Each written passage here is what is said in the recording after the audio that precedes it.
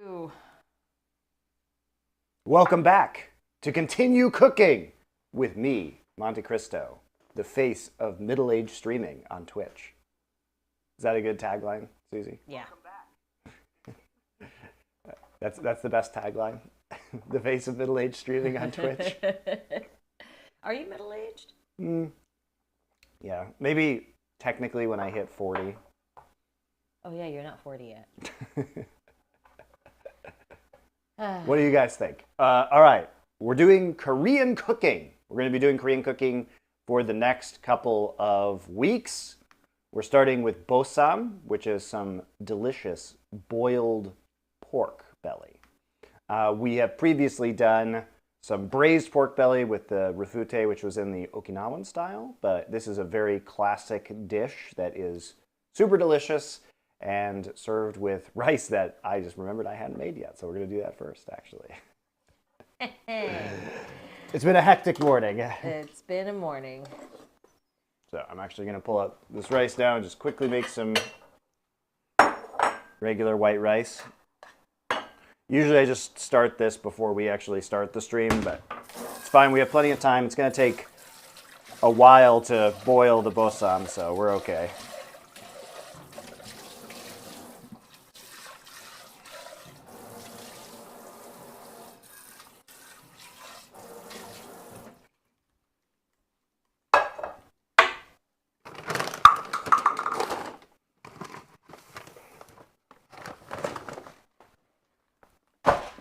Boom.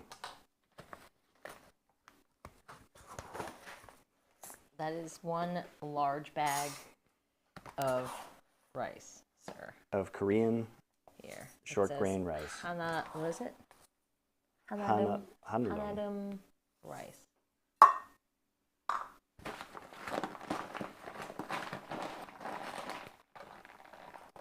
You do not have to get 20-kilogram bags of rice if you don't want to. Or that's a 10-kilogram bag, I think. We eat a lot of rice in the house. Shocking. People in Korea eat rice. I'm going to go ahead and just rinse this.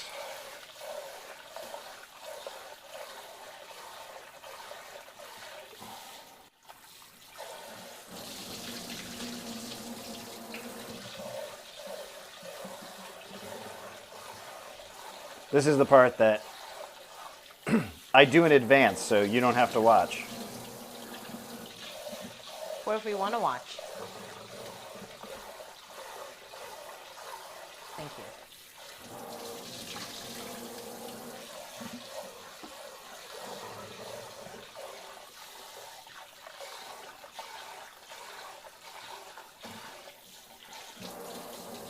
Just keep dancing.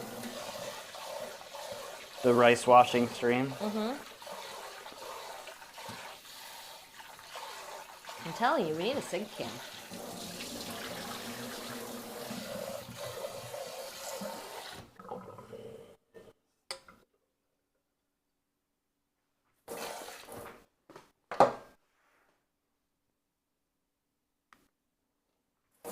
Yes, welcome, CaliCon16, first time chat. And yes, we're doing Bossam. Bossam. Okay. Rice is going in the rice cooker now, so we can talk about the bossam. We're also going to be making Musaengchae, which is a kind of spicy radish salad. And the reason why is because it's very frequently served with bossam, like always served with bossam, basically. Right, Susie? Yes. Sorry, I am cameramanning right now. So that you guys can see the bossam.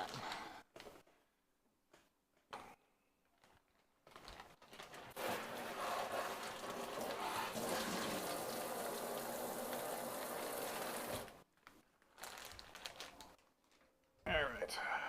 Let's wash my hands of raw pork.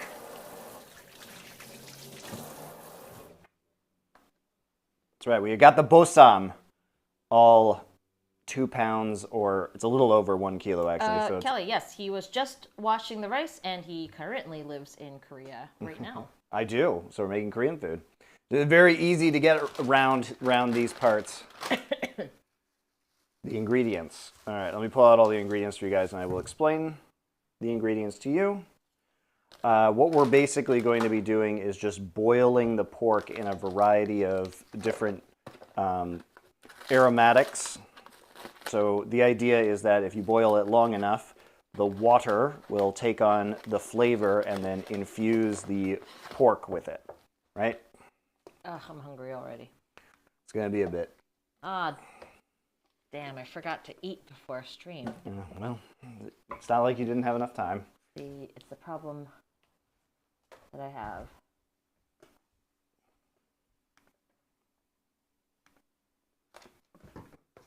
Why did you guys move back to Korea? Susie can take this one while I deal with this. Well, we no longer need to be in LA anymore, and we figured this is a great opportunity for our kids to come to Korea, learn Korean, and, you know, spend time with his grandparents. And yeah, it was just Korea is really easy to live in, especially when you have small kids. So we are here. And Andy, Fat Knob, Kirkland, yes, Costco is in Korea. It's the best thing It is the ever. best. But we're here because, you know, Christopher can do LFM things from here. We have great internet. Yep. And, you know, we can cook delicious meals for you in the morning after we've sent the kids off to school. This kitchen is pretty ideal for this kind of setup, too. It works really well. Korea is cool, but for women, it's hard. Yeah, but I'm not really working in the corporate space. Yeah, if you are working in the corporate space, it can be difficult. You know, it's kind of great as a mom, just the amount of help. And we live in an area, we live outside of Seoul also, but we live in an area where there is a lot of kids and a lot of young families, so it works out. Susie's cereal ASMR. Oh, I could do that. That's not a terrible idea.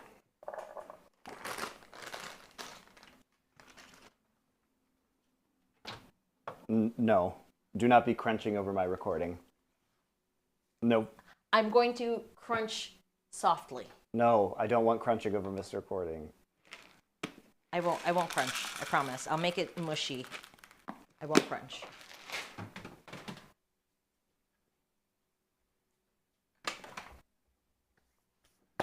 All right, so we have all of our ingredients for the bossam here. Yep.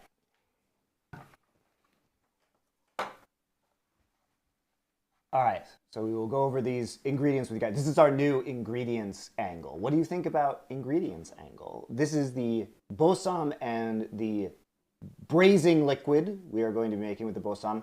So we have around 2 pounds or a kilogram, maybe a little more, of the pork belly. This is skin-on pork belly. You can get this at Asian markets. You can get it cut thick like this. You don't want the thinner cut samgyeopsal, because when we serve it, we're going to be slicing it this direction, and it will look much better and be served the way it's supposed to be served.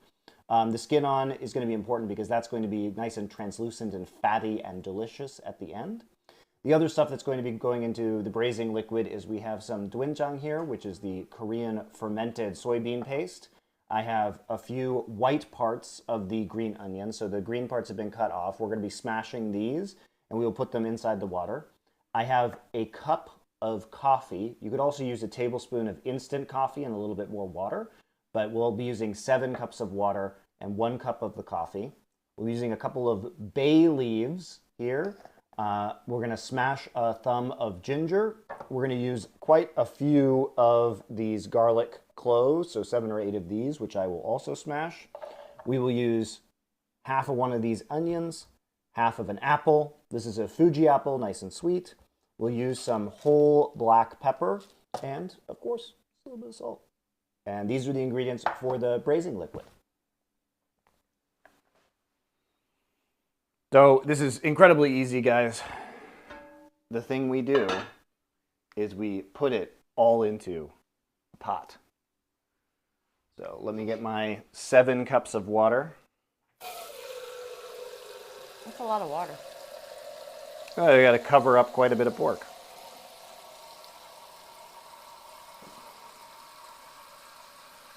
And 7 cups of water is about 1.75 liters.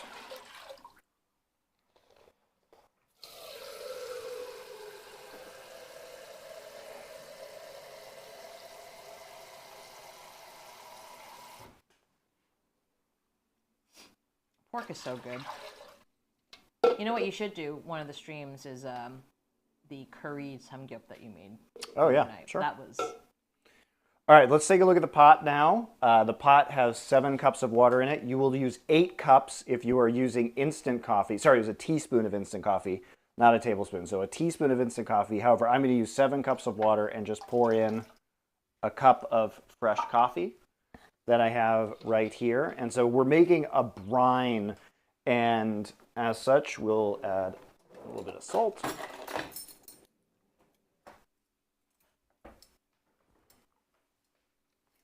So I'll just use a teaspoon of the kosher salt that I have. I'm going to start heating this now because we need to bring it to a boil. So I'm going to put it on, I don't know, medium-high heat. It's in an enameled Dutch oven. It'll take a minute to come up to temperature while we cut some of the rest of these ingredients.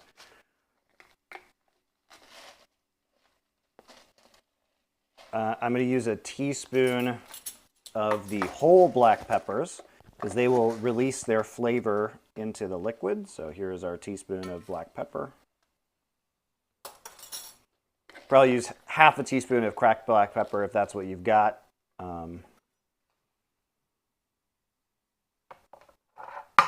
Move some of this stuff. So what we're going to try and do is release the flavor of these aromatic ingredients into the liquid, right? So I'm going to take a thumb of ginger here. So I'll cut, you know, about an inch piece of the ginger or so. And I'm going to use the flat of my knife to just smash it as best I can. I might have to cut it into 2 pieces to do this. So we'll just smash it a little bit, create some additional surface area, right? There's a little bit of a smashing, and we don't have to trim the garlic or anything, but I'm going to basically do the same thing to these garlic cloves. Just a light smashing. Remember, if we smash the garlic too much, it's going to release too much garlic flavor. So just want to open it up a little bit, and we're going to do the exact same thing here. Is too much garlic ever a bad thing? Well, you know, this is perhaps a more subtle dish.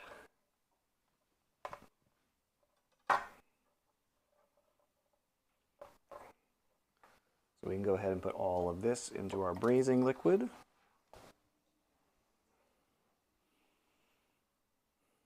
We also need about half a medium-sized onion and half an apple.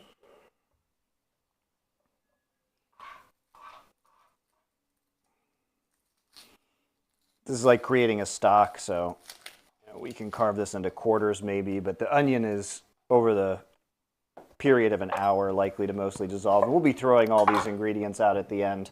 This is just to flavor the liquid. So we're going to put half of that onion in.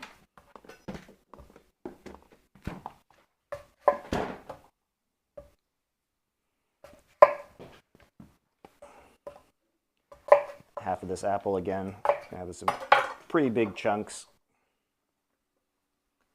Just a touch of apple flavor.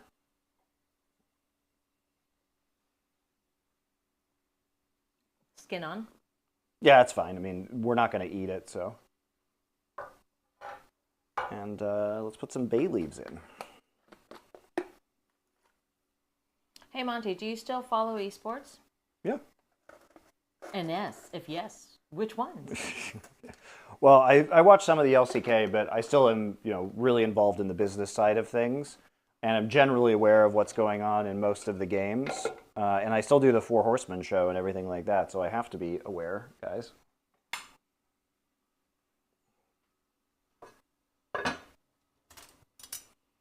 So I am going to put in the pork belly now. Actually, I'll wait till it boils. But as you can see, this amount of water is nicely covering the pork belly in our Dutch oven.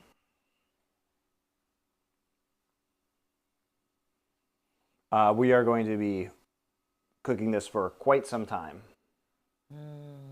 And we're going to be making those 2 side dishes as well.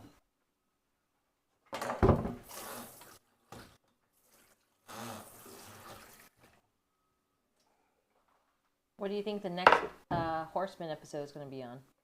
I think we're going to try and do a State of StarCraft episode, because we've never done a StarCraft episode, and I think StarCraft is at an interesting junction where it's kind of transitioning back into being like a fan-funded esport, which is where it started. So I think that's going to be an interesting tell to see what esports become and how they can become sustainable even with a smaller audience. We might have to do some of the stuff on Mad Lions, though. We might have to do some of the stuff on Astralis that's coming out. There's actually been a lot of drama. Esports and drama. As usual. Go hand in hand.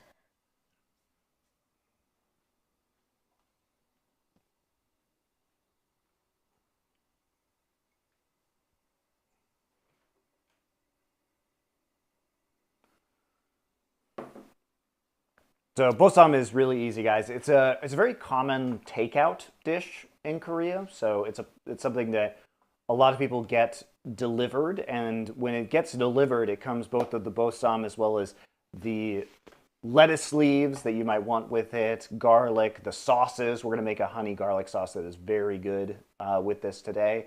Samjang, which I have still a little bit left over in the fridge. I probably won't make more samjang today.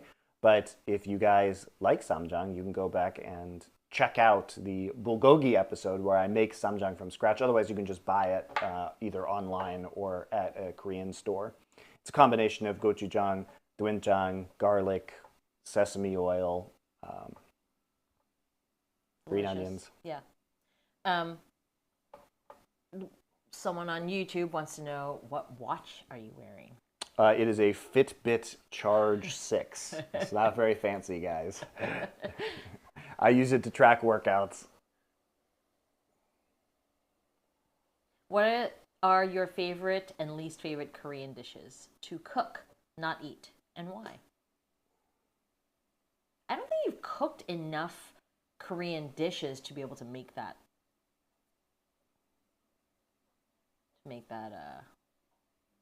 Decision, I think,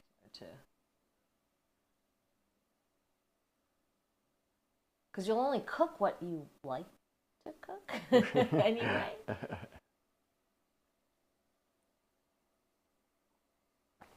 I don't know. I think most Korean food is actually really easy to cook, so it's all kind of the same to me, I guess. Korean food doesn't it's most 99% of Korean food is really easy to make because, as I said before, most of the difficult part of making Korean food is making things like gochujang or doenjang, which takes months of aging, right? Or making the kimchi. But you can kind of just buy all these as commercial products now, and you don't have to worry about fermenting your own soybeans or your own chili peppers. So the actual act of cooking the food, if you have the fundamental building block ingredients, it's not that Korean food lacks depth or complexity. It is very complex, but a lot of that is done via fermentation before you start cooking. So the actual cooking of the food is really fast and simple most of the time. All right, so we have this at a boil now. I'm going to turn this down to medium. Will that one piece of pork be more cooked than the others? Look, it doesn't really matter because we're going to be just kind of boiling this all the way through. I mean, you can cook this for hours and hours and hours, and it's going to get more and more soft, and it'll fall apart over time. But no, in this case, the precision here is not going to matter very much if it's in a few minutes longer than the other pieces of pork. I was going to say, if it's been there too long, I'm happy to eat it for you.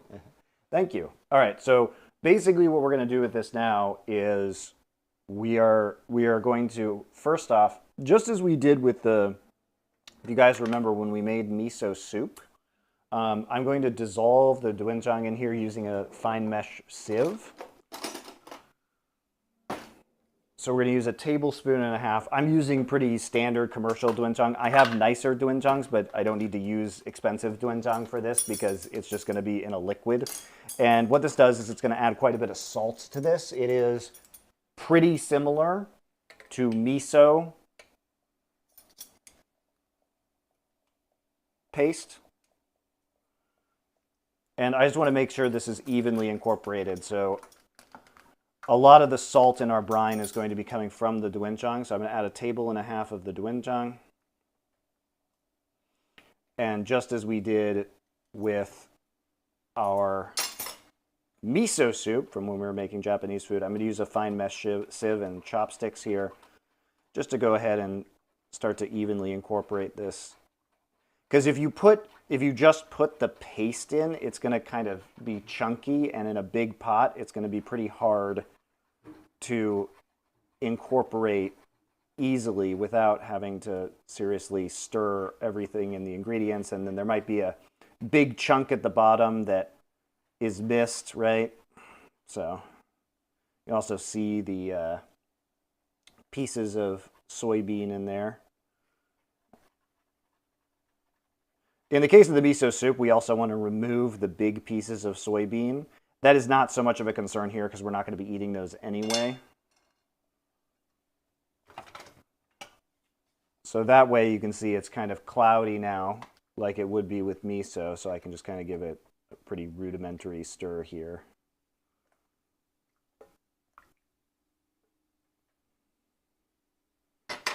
So I brought the heat down to medium now. I'm going to move this to another burner, but basically we are going to go ahead, put the lid on this, have it boil. We're going to start with probably like 45 minutes.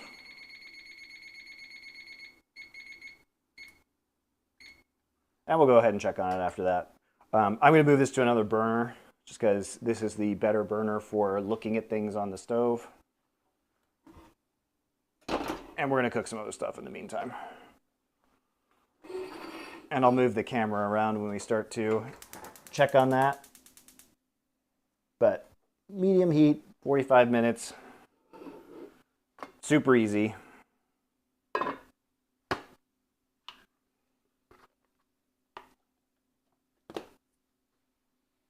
"45 minutes. All right. Have you made kimchi before? Yes. When we were in LA, we had some friends over, and my mom had come over, and we made some kimchi at that time. Her mom's kimchi is fabulous. And it may be something we do on this stream eventually. But it's going to be an entire process, guys. It's quite complicated to make good kimchi, at least.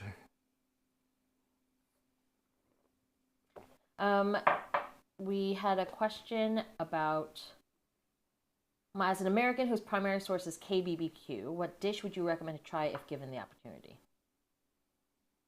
Where do you live? Because a lot of the dishes that you might find in Korea may be difficult to acquire where you are. So America. Where in America? Where in America? Come on. I guess like LA would be different. California. Okay, where in California? Because Northern California is going to be different than Southern. If you're in Southern California, the answer is you can get access to anything. Northern California, the Korean scene is maybe a little bit more dire. I would recommend, Bossam is great. I'm making really non-KBBQ dishes over the next couple of weeks. Jimdak is also extremely good that you would have access to in a major city, but may not have access to in other places, which is a braised soy sauce chicken with noodles, which is super nice. I'll be making that next week. What else? The soy sauce crab is definitely one that is delicious. Gaejang. It is a raw crab that is fermented in soy sauce, and it is really good. But that's going to be one that might be a little bit harder for you to acquire. No, and so they said they're in the Bay Area. Okay, yeah, you can probably get that Yeah, there. honestly, you could just look it up. So in Korea, most of the restaurants, they only specialize in one type of dish. So if you want gaejang, you go to a gaejang restaurant. If you want buldak, you go to a buldak restaurant. You know, Yeah. It's like ramen places in Japan. Like, yeah, they make the ramen. They only do that one thing, and so I just want to say, I guess in the Bay Area, if you want to find something, yeah, just Google search a Korean restaurant and go, and then close your eyes and pick something on the menu.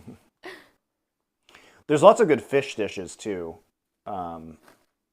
Various grilled fish dishes. Mackerel. Maeuntang. What's really good is hue, which is Korean sashimi, with maeuntang, which is kind of the leftovers of the fish that are not part of the sashimi in a spicy soup. Yeah, they just throw like the fish head and bones and everything, the tail, into a stew, and then they make it super spicy, and it's delicious. Well, I just need to measure this moo. Okay, that's basically perfect. Okay, cool. This moo is huge. Huge moo. Huge moo. Huge moo energy. Moo is a Korean radish, guys. So we need to make this radish salad. I will use this moo for other stuff. Maybe I'll make some gakdugi with it. Who can know? Should I make some gakdugi? Sure. Make some white gakdu. The kids will love it. Gakdugi is a kind of radish kimchi, but it's going to take some time to age the gakdugi, so we're not doing it. Whereas this, which is it's similar, for being honest. Speaking of buldak, is carbonara buldak good? I don't know. I don't know what that I've means. Never had a carbonara buldak with like cream with sauce? Cream sauce? Yeah, that's what I'm thinking too. It doesn't sound good, I'll be honest. But maybe it is. It's like creamy and spicy, I guess. Like sweet, creamy, and spicy. Yeah. I'm going to peel this just really quick. And then I will show you all the ingredients for the... Just more efficient to show people in the recipe the peeled ingredients so we don't have to wonder about why it's not peeled or is peeled.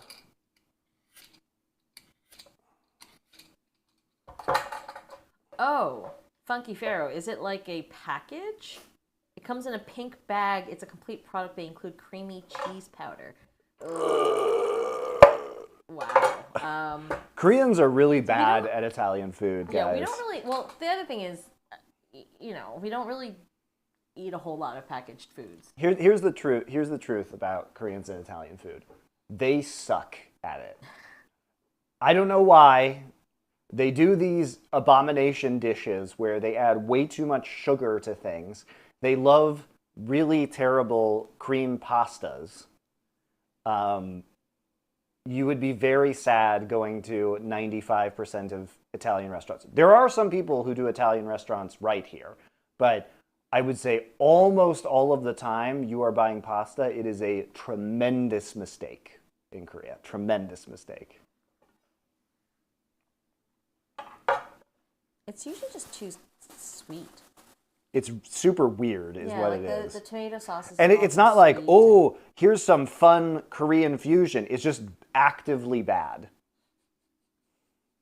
I love some Korean-Mexican fusion. Love it. You know what I mean? There's lots of good Korean fusion food that exists. It's just that for whatever reason, when they make pasta, it just turns out as a crazy abomination.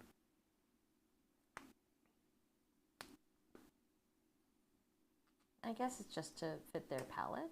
They just expect Western food to be sweet. It's really strange and it's really bad. I mean, they do the same thing to bread. Yeah, the bread is pretty sweet here too. They're also really bad at bread. Monty, I haven't seen you in a while. Looks like you started working out. You look great. Thank you.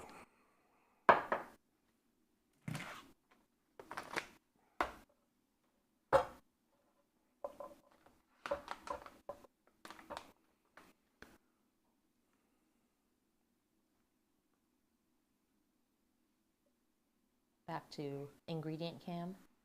We're getting there.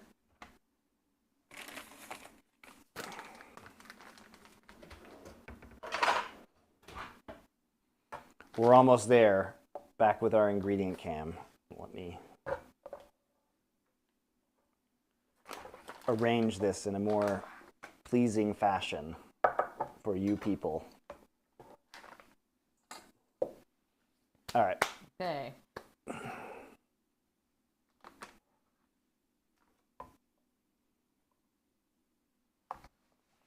Okay.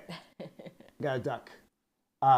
Here are the ingredients for our Musaengchae, which is a Korean spicy radish salad, which is frequently served with Bossam, which we are also making. If you'd like to learn how to make Bossam, you can look at the other recipe on a video on this channel. We're going to start with mu, which is a Korean radish here. This is 1 pound or 500 grams of the mu. We have 2 or 3 green onions to your taste. I have 3 here.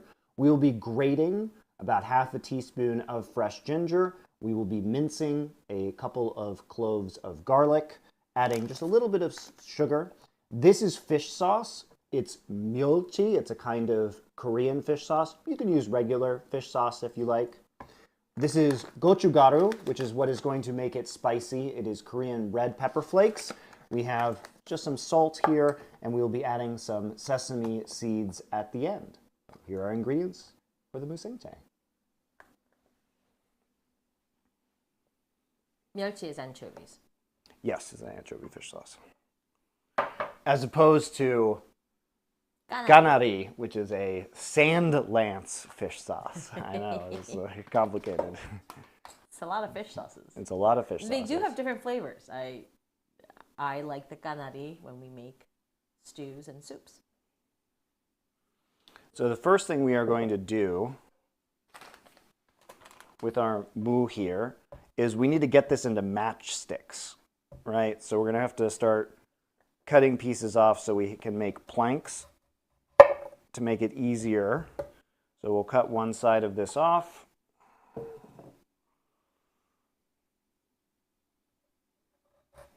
We start getting this into matchsticks that are maybe like a 1/4 inch thick or so.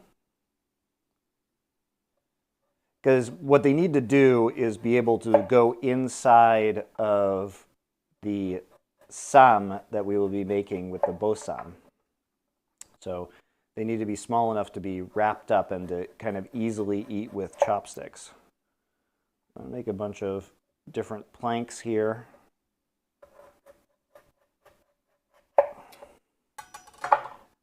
And you can see I'm making these planks at about a 1/4 inch thick or so, right? And then we will make some matchsticks out of them.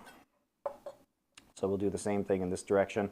There'll be varying lengths. Obviously, we don't need to be super precise about this.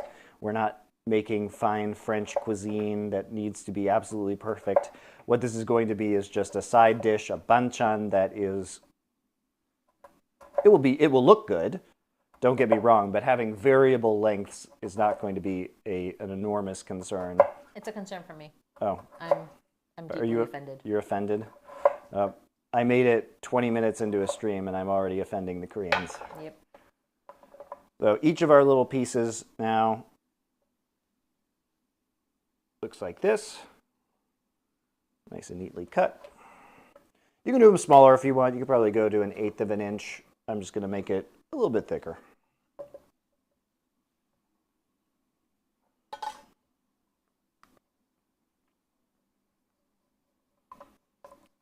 I'm going to live dangerously, cutting it like that. You may not choose to live dangerously. A little bit sloppy, but that's just kind of what we're going to get with the ends of this thing. It's good enough. Good enough for home cooking.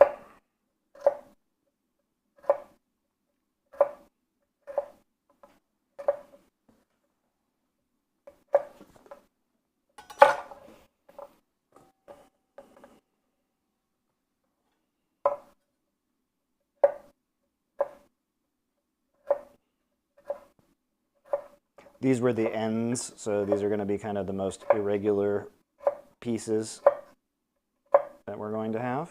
But it's okay, because we're going to marinate this, and it will be delicious. Anytime I see moo, I think of my... You think of what? Moo. We had my family used to have a dog named Taco who loved to eat. Like, he could just eat forever. I think he had some kind of disorder, actually. It was just, look, you're like, oh, my dog loves food. No, this was truly an abnormal love of food. Taco loved food. And so... Like, eat till he vomits and then eat his own vomit. So we used to, I forget why or like who told us this. I think it was, I don't know, but because he liked crunching things, we didn't want to keep giving him treats and obviously didn't want to keep giving him dog food. So we would cut up pieces of moo and then let him crunch on that. And so we would throw him pieces of moo as a snack because it's all basically water, right? Mm-hmm. So anytime I see moo now, we go shopping and we just buy like 2 full things of moo just to give to Taco so that he could eat it. But, I miss that dog. That crunch.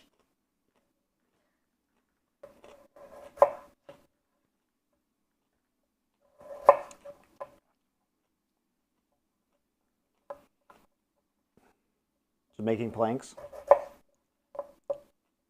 The kids still love planking, right? That's so cool. So that's me, face of middle-aged streaming on Twitch. Are you going to plank for us? Cutting board planks. I'm planking for you right now.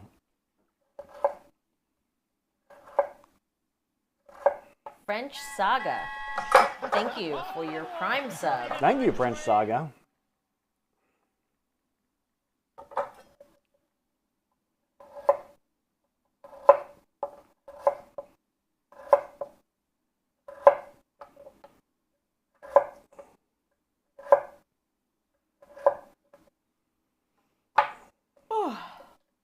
So how was everyone's weekend? I guess you're at the tail end of it now.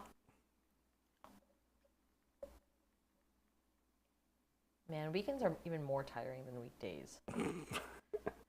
Just parent things. Just parent things when you wish weekends didn't exist. Go to school. Long, dreading work tomorrow. I thought settling into food and drink stream was bad. What prompted the change? I don't know. You guys mentioned it, so like. We'll give it a shot. Give it a shot. Why not? You be the best in this channel. The food and drink category. It's just because it's dead, guys. That's the problem. That's why a lot of people do cooking and just chatting. But I was told this is what the people want. I don't know. We can give it a try. We are giving it a try. What do you think is happening right now? Oh my God.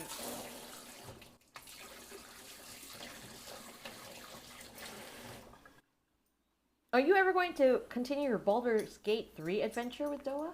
Probably not. All right. We're going to add a teaspoon of salt now to this. And the reason why we are going to add a teaspoon of salt, by the way, is we're going to just sprinkle this in here and we're going to keep kind of picking up and moving it into the moo or the radish. It's like when we make cucumber salads. The purpose of the salt here is to make it salty, but it's also to draw out some of the excess water. And when you make a cucumber salad, you know, one of the main problems is that you have, if you add the dressing, which is effectively what we're going to be doing, it will become watered down over time. So we want to get excess water out right at the start. So I'm going to keep on mixing this radish and spilling it everywhere to coat the surface of each piece in a little bit of salt. And then we are going to let this sit for a while we do other stuff, maybe 20, 30 minutes. And it's going to both soften the radish and allow the liquid to come out, which we will drain out before we add the remaining ingredients, right? So this is a necessary step. Otherwise, your Musaengchae, or if you make a cucumber salad or another salad with a very watery vegetable like radish, your sauce that you put on it, your salad dressing, is going to be really unpleasant and watery.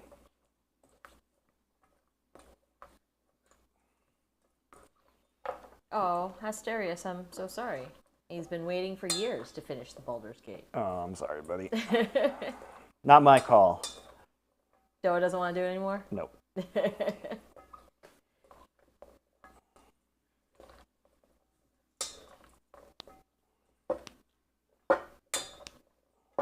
However, Doa will be out here later this week, and we're going to record some episodes of Nerd Legion, including the Andor episode in person. We'll record that on Friday, our time. So that should be fun. We will have some cool in-person content coming up. Oh, is he coming over? Yeah. Oh. So if you taste your hands, they'll be watery and salty now. So we're just going to put that to one side.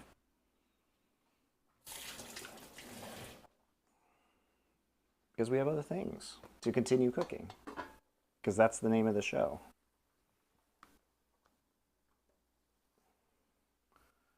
I will just move the camera here to show you how this is coming along. We are currently about halfway through. And you can see we've got everything kind of softening up here. You can see the onion on the side getting nice and soft and melting in. The apple is very soft if you touch it. I just turned it down a little bit. It was like kind of boiling a little bit too much for my liking. You can also see that some of the pork fat is starting to render here. This is what we want to see. So it'll get a little bit leaner. And if we take the pork out, you can see that it's puffed up, which is what we want it to do in any kind of pork belly braising recipe, because we're going to cool it down and then slice it. It smells very nice. Of course, apple and pork, always a classic combination. It smells like apple. It smells great. Nishka, we know.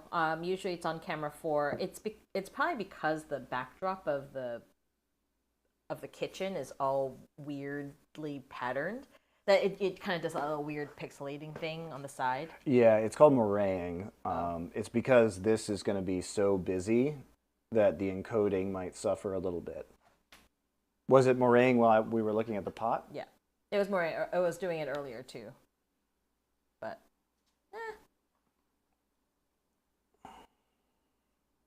it's okay. We'll try and get that again. See? You can take a look. Ta-da! You really smell the ginger.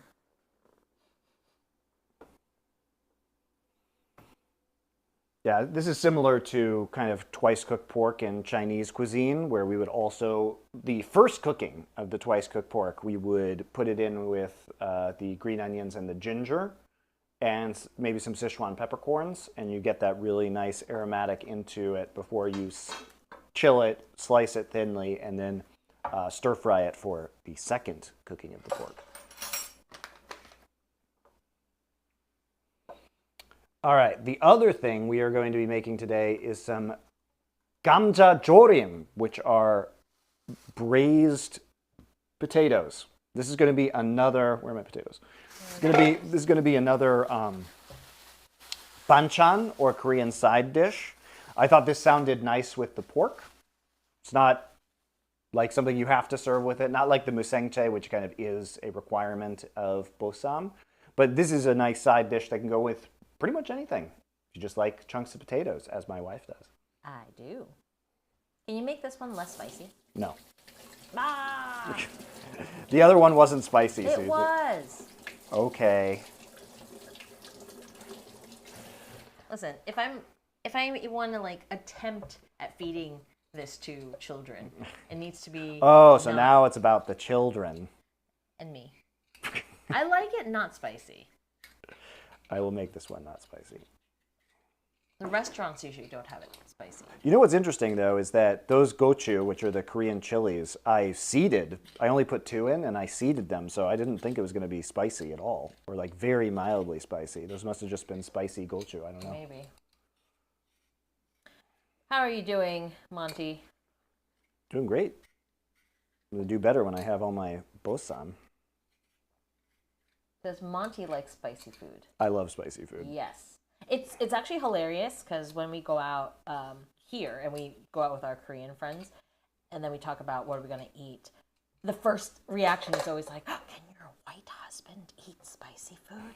And I look at them and I am like, that man can outspice me like And most day. Koreans, by the way. You know, like they're like, is there something he can't eat? I'm like, no, he will eat anything and everything regardless of spice level, just...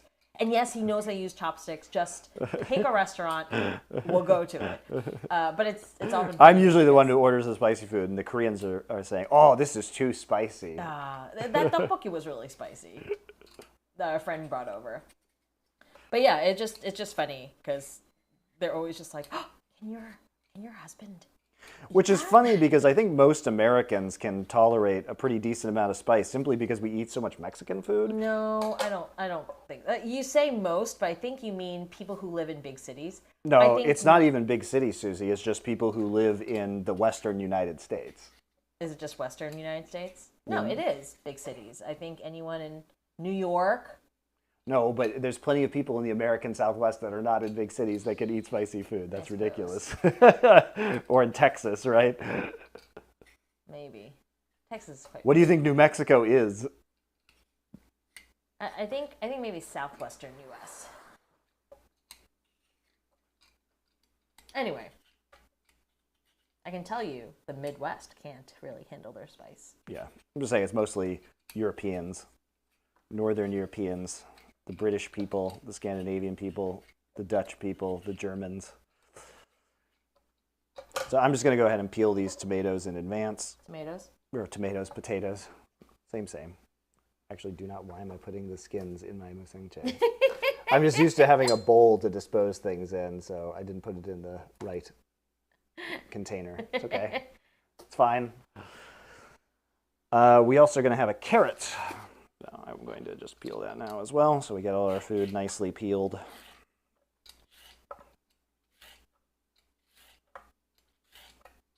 I've cut my finger peeling carrots before. Peeled your finger? I did peel my finger. It was not pretty.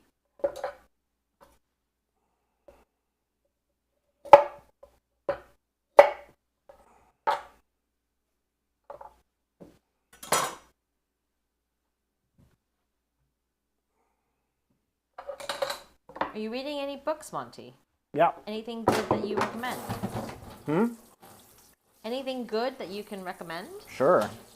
I'm going through a sci-fi series right now that I had never heard of, which was very weird because I'm generally pretty familiar with sci-fi, even if I haven't read all of it. And I kind of stumbled upon it. And then what was crazy was I started reading quotes of other authors talking about this guy as if he was a god. And I was very confused why I had never heard of this. It's something called the Book of the New Sun. It's a 4-volume series by a man named Gene Wolfe. And it's sort of sci-fi. It is sci-fi, but it's also sort of fantasy because it takes place on Earth at the end of the sun's lifespan, so like billions of years in the future. So the society is somewhat a combination of like high tech, low tech. Christopher, the recording button is flashing. It's not great.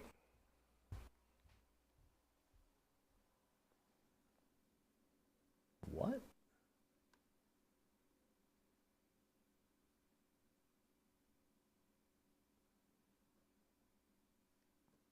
I don't know when it started flashing, though. Yeah, it's not amazing. Hold on. Probably just did that if you noticed it. Let me check some stuff real quick.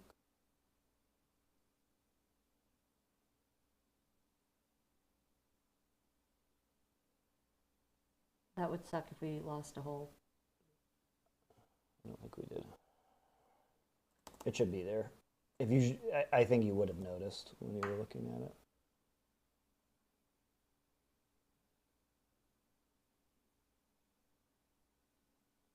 I don't know. What's strange is there is, okay, there's plenty of room. All right. I think we're okay, guys. Okay, I hope so. Okay, and he's back. So, as you were saying? Oh, yeah, just very interesting concept. But I had never heard of this guy, and apparently he's just like a bunch of authors' favorite author. But his, and what's weird is that these books are so complicated and esoteric that there have been, I found archives of email lists. So back in the 90s, people used to have these email discussion groups. This was before forums. And starting in the mid-90s, people began discussing these books and doing analysis on these books as part of these email groups. And it has been going on for like 30 years. And there is a website that contains an archive of every email that was ever sent by people over 30 years doing this kind of like group analysis of these books. It's wild. It's wild. Also, you were mentioning to me how like on every page there is always some strange esoteric vocabulary word that he uses. I have a large vocabulary, and I was an English major, but because this guy is writing in a way that he's created this entire language system, so a lot of the phrases he uses are like derivatives of Latin or Greek, and then on top of that, he uses really archaic and crazy specific terminology. Like one of the words he used was pavonine, spelled P-A-V-O-N-I-N-E, which I had no idea what this meant. And it means peacock-like. Why he knows these words, I don't understand, but he digs really deep into ultra-specific vocabulary. Who's the author again? Gene Wolfe. Peacock-like. Pavonine. Pavonine.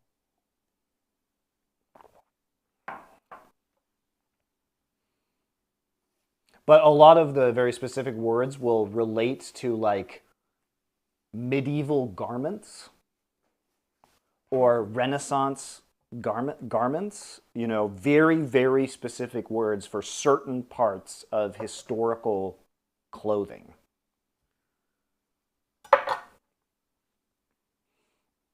And the thing is that there's no hand-holding in this. You are thrown into this world with this vocabulary and these concepts, and it's just like figure it out. Like figure out what this means.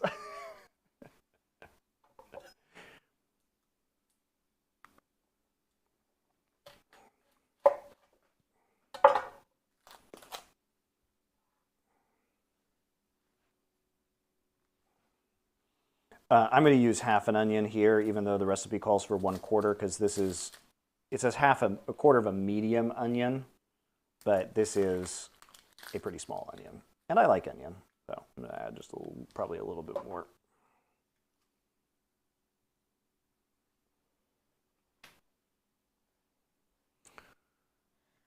So Monty usually reads on his Kindle. Because I'm in Korea. But it's just easier. Right, but one of the fun features of Kindle is that when you come across a word you don't know, you can actually just click on it and it'll give you the definition. So you don't actually have to go and Google it. Yeah, which would be annoying. Why don't you take off your ring when you're cooking? It doesn't get in my way. I have to remind you guys that I'm married. Having your wife be your producer and on the show with you is not enough. I don't even take off my ring when I'm sleeping or showering or whatever. It's weird. You will take it off when you're at the gym, though. I will. Where the other women can see. They can see my rippling muscles. Instead of the ring. That's fine.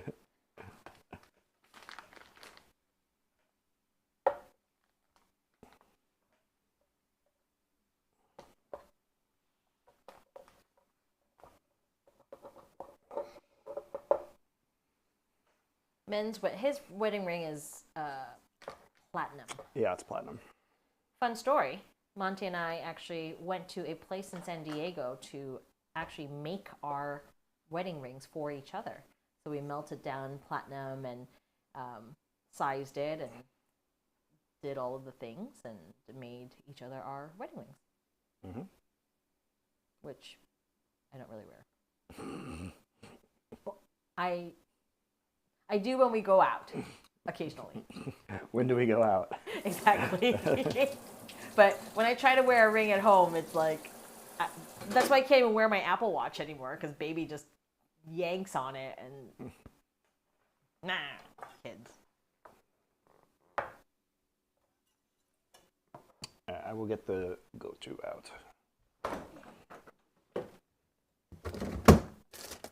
Don't interpret that weirdly. Koreans know. Koreans know. Gochu also means penis. So this is a gochu. It's a Korean chili pepper, but it's also a slang word for penis. So when I say get the gochu out, it could mean... It's not slang word.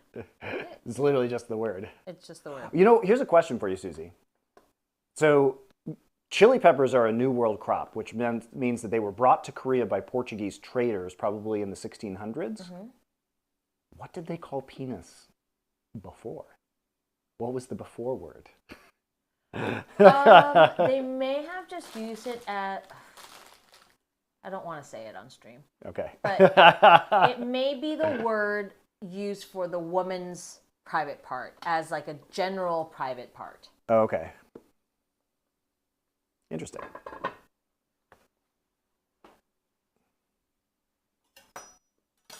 Yeah, so if you guys speak Korean, that would have... No, Monty, put it away. Put it away. I don't like it spicy. I'm not going to. She doesn't like my gochu, guys. Your gochu, that gochu is too spicy. Okay, ready? Yep. Hunch here. Behind the bottles. Dodge, dip, duck. All right, here are our ingredients for our Gamja Jorim, which is a side dish or banchan in Korean food that is going to be braised potatoes. So we have 3 potatoes here that I peeled. You probably want about 1.5 pounds or maybe 600, 700 grams of potatoes. It's about 3 regular sized potatoes. I peeled 1 carrot here to add to this. We have half an onion. Optionally, you can add a couple of gochu. You can seed them if you like to make them less spicy. Gochu are Korean chili peppers. If you don't have Korean chili peppers, you can use a green bell pepper. You could use jalapenos, and you can control the spice level by just choosing to seed them. We have a little bit of sugar that we are going to be adding. We have 3/4 cup of water. And then for our braising liquid, we are going to make it out of soy sauce. This is Korean soy sauce. It's called kanjang, but any soy sauce will work. We have matsul, which is a cooking Korean rice wine. You can use Japanese mirin instead, if you prefer. You could also technically use a combination of vodka and honey or sugar, if you don't have that.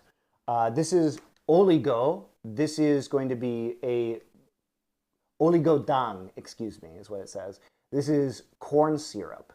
Now, why we're using both sugar and corn syrup is that the corn syrup is going to add sweetness, but it's also going to serve as a thickening agent. It's going to make the sauce a little bit more viscous.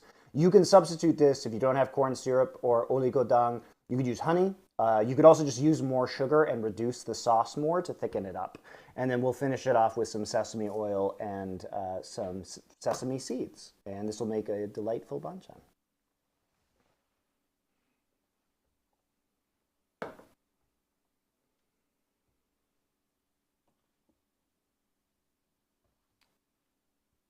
So first up, we're just going to put all of our liquids in a bowl here before we start to deal with this on the stove.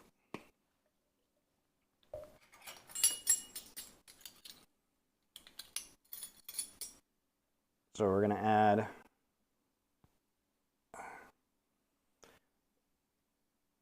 three tablespoons of our soy sauce.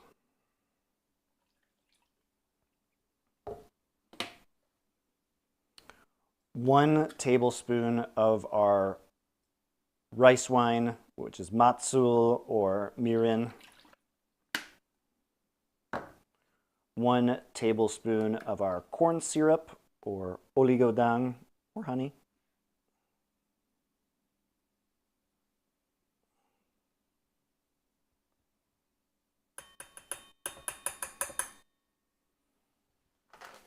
Susie, how would you rank the Eggers movies? Which Eggers movies were they? The Witch. Okay. The Lighthouse. Okay. The Northman. Okay. And Nosferatu. Oh. They're all good. They're all good. I like The Lighthouse. A tablespoon of sugar. I think Lighthouse. Then Witch and Nosferatu would be a tie for second, and then Northman. So I'm going to add 3/4 of a cup of water here. So we're combining everything. I'm going to add just a little bit of black pepper to this as well. I know I didn't say that, but we give it a few turns. Pepper it up a little bit. It was just really fun to watch both actors slowly go crazy. And it was almost as if they weren't acting. I don't know, it was really fun. It's like probably going to be the role of Willem Dafoe's career, honestly. And he's had a great career, but my God, is he good in that? He was fantastic. I mean, Robert Pattinson was fantastic in that too.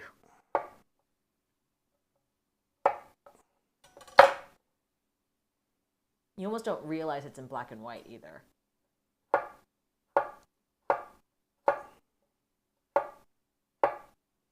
I'm going to mince 3 cloves of garlic to add to this as well. Was garlic even on your recipe, on your ingredients board? Yep.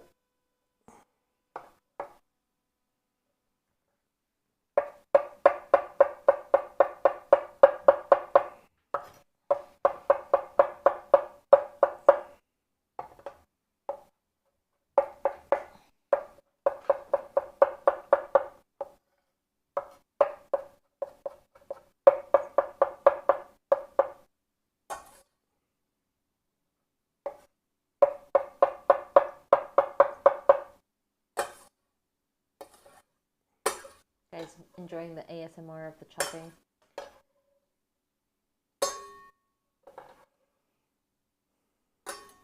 A little bit of that minced garlic. I'm going to stir this up. The sugar will melt as we heat this up too, because this is all going to be going into a pot together.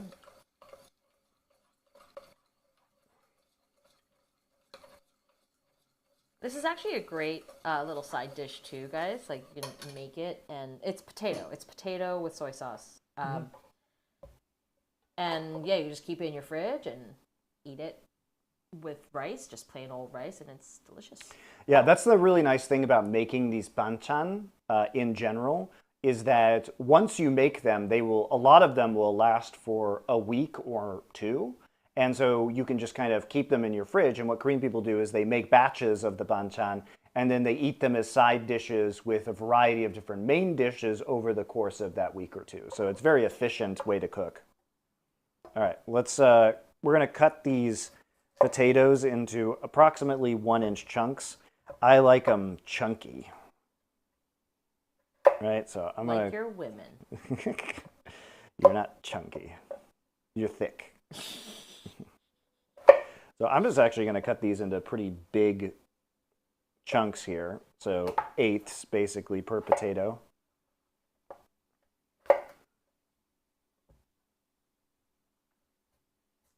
Hey, Sting, you missed the gochu joke. You joined us too late.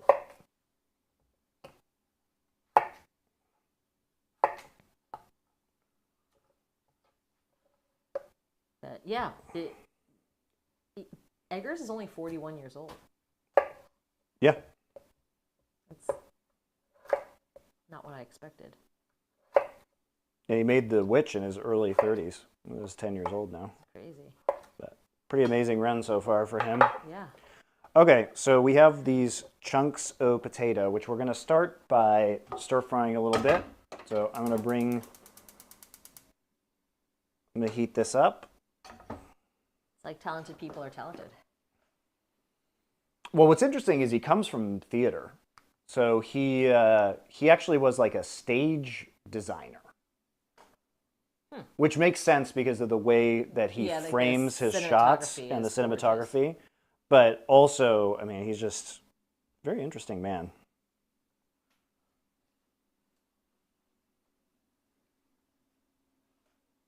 Okay, we're going to take some olive oil. I mean, you can use any oil for this, but we're not going to cook this at high temperature, so I'm just going to use a little bit of olive oil here. And what we're going to try and do is just saute in a non-stick pan. You use a stainless steel pan, though. I just like this one because we're going to be braising it, so it has higher sides. You could use any pan, higher side pan for this. That's going to fit all of your ingredients. So I'm just going to heat this up a little bit. And we're going to cook these potatoes for 5 or 6 minutes probably. Yum, yum, yum. Yummity yum. So we turn this on to medium heat, guys. We don't really need it super hot.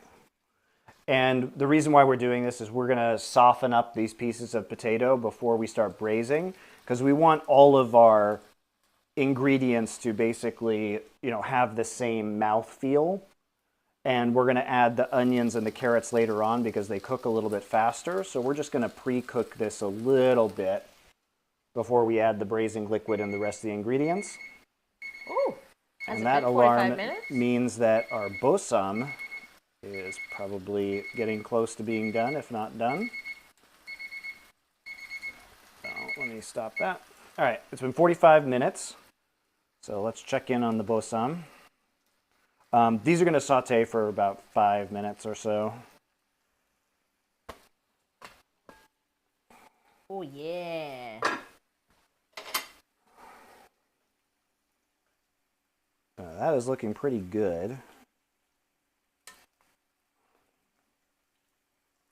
We're not going to be doing this for quite as long as, say, the rafute, right? So it's not going to have that same gelatinous jiggle.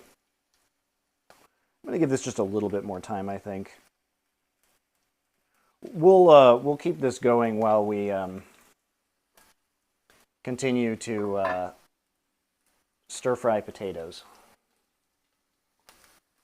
Give it 5 minutes.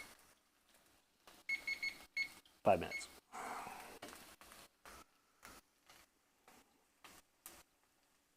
Nicole, why are you eating right now? You should be cooking along. You're doing it wrong. You're doing it wrong.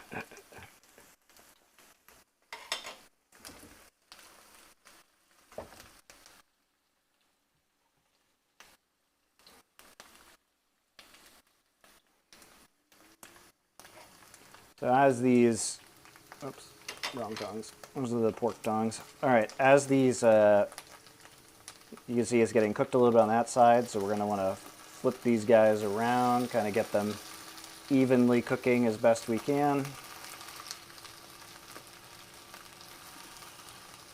Oh yeah, happy Mother's Day. Happy Mother's Day to all you moms. But especially you. Oh, thanks.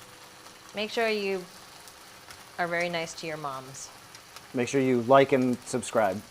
Make sure you like and subscribe. To us. For me. Because, it's Mother's Day, and so I think you should subscribe to our channel for Mother's Day. Your mothers would appreciate that. Drop them primes. Primes for moms.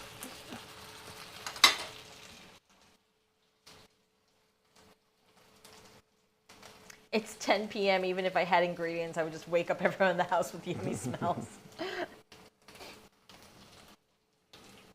When's Monty's Day? Father's Day. Here we go. While we're waiting for that, we're going to do some more cutting of things. So I'm going to employ what is called a rangiri cut, which is a Japanese cutting technique that we've used previously. But what this means, I'm going to maximize the surface area of this carrot and cut it into nice chunks. And what you do is you cut at a 45-degree angle, and then you rotate 1/4 turn. And what we are going to get is these cuts that look like this. So this maximizes the surface area of the carrot, which is great for braising large vegetables. This is what's used in Japanese curry a lot of the time, how we made Japanese curry on this stream, if you would like to check it out. But it's very simple. It's a very effective cut you can use in beef stews, perhaps, as well. And we're going to try and cut them all approximately the same size. Even though the carrot gets a little bit thicker here, we don't actually have to cut right where the cut is being made. We can cut a little bit more shallow and try and get all of our carrot chunks approximately the same size. Cut that one off at the end. So now we end up with some cool carrot shapes, also just fun. And I'm going to cut this, I'm not going to slice my onion like this because I want it in kind of big chunks. So I'm actually just going to cut it into thirds this way and then in half this way. So we have nice big onion chunks.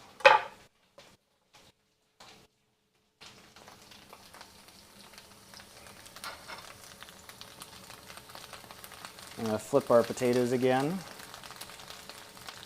over yonder.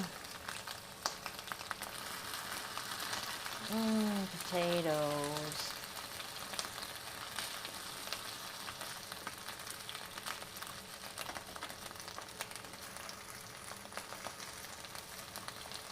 Is your name from the sandwich? No, the sandwich is disgusting. My name is from the book by Dumas. By dumbass? Yeah, by Dumbass.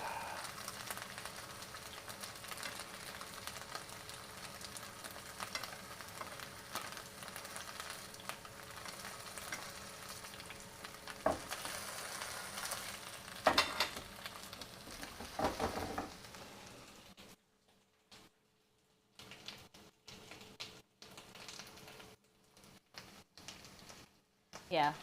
Last week we had Parents' Day, so in Korea they celebrate both parents together. And our son came home with a basin, and apparently his gift for Parents' Day was that he was going to serve us by giving us a foot massage and spa. It was very sweet.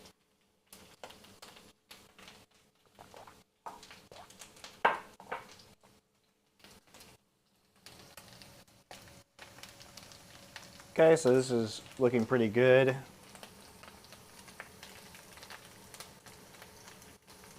I would need to try one just to make sure that it's cooked all the way through. It's not going to be cooked all the way through. I can tell you that right now. Once it is? Okay, once it is, yeah. So there's our alarm after 5 minutes. What we're going to do is we're going to start adding the vegetables in phases.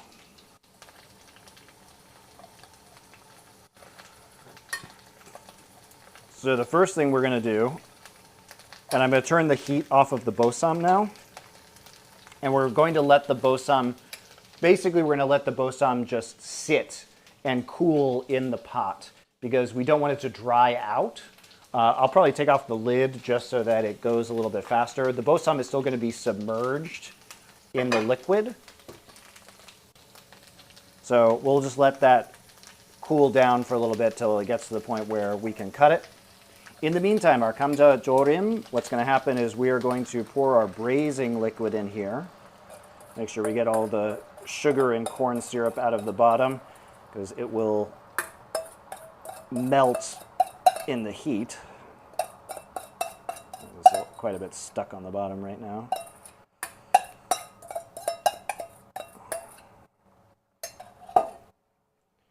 And we are going to add our carrots. We will not add the onions or the chili peppers until later on, because these are going to be the things that take the longest to cook through.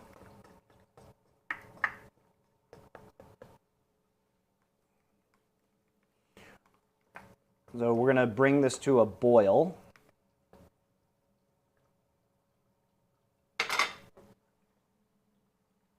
which it almost is already.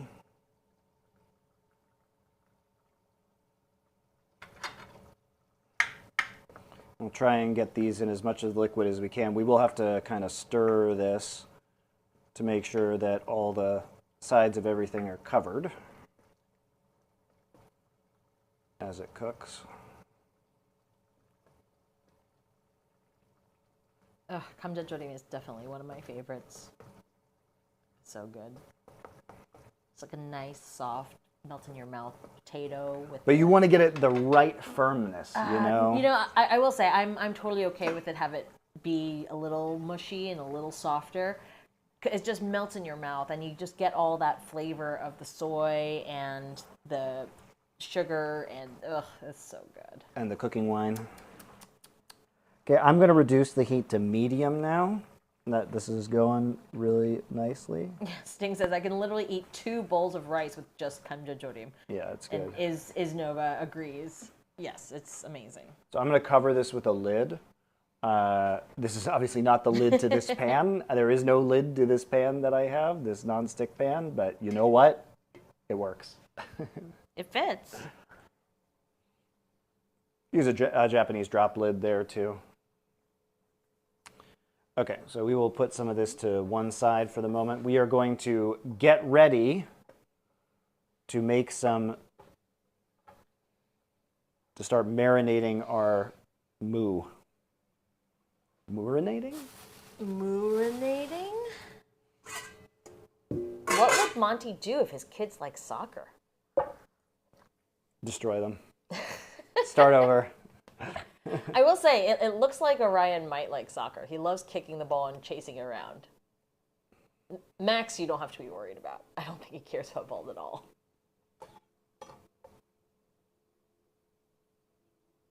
Okay, so here is our mu that we have been letting sit for maybe 20, 30 minutes or so. And as you can see, there is now a large amount of water that is in the bottom of our bowl. And this is what we wanted. You can also see that the mu, which was nice and rigid earlier, has become flaccid. And we like flaccid mu because it's easier to eat. So it has changed in terms of its consistency. It is a little wobbly now. And we are going to drain out this water in the bottom before we add the rest of the ingredients.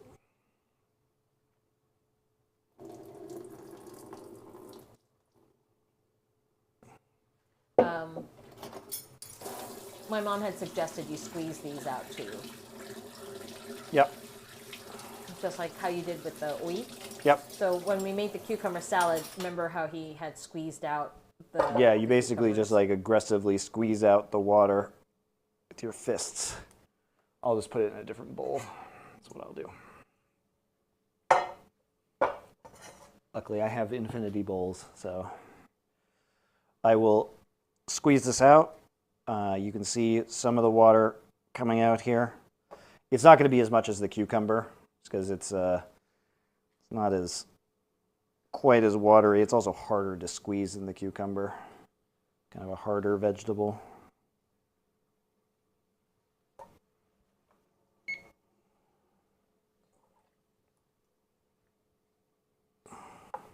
What's wrong with soccer, they ask. I personally like it. I think it's fun. A lot of Koreans love soccer. Monty finds it boring. So the problem with soccer, the way you can improve soccer, guys, is first off, there's too many people. So you reduce it from 11 to a side to maybe like 5 on a side. The field's much too big. So I would make that a lot smaller.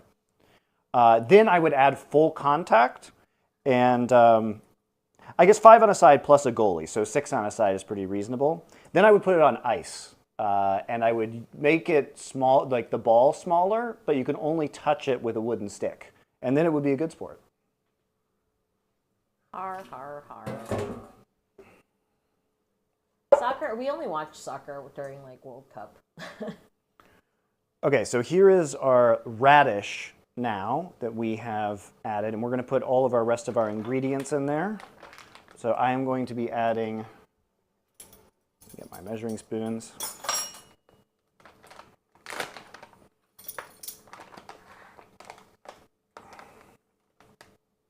2 tablespoons of gochugaru, which is Korean chili flakes. Very nice and red. That's the red color you see in a lot of Korean cuisine, guys. Is going to be the gochugaru.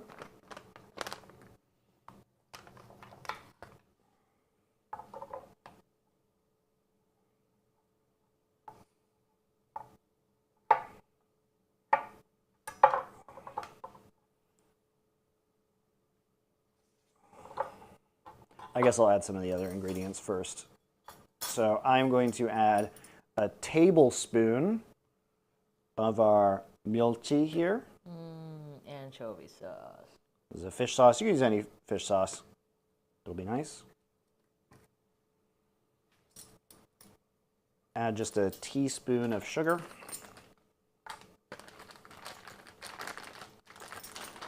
Help the medicine go down? Mm-hmm.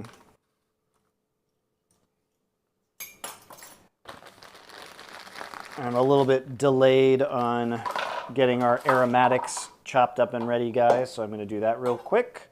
We have a couple of cloves of garlic, which I'm going to mince.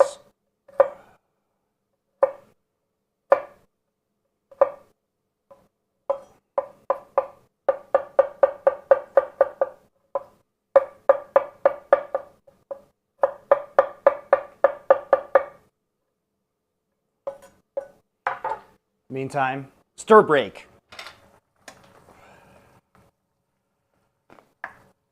Give this a stir.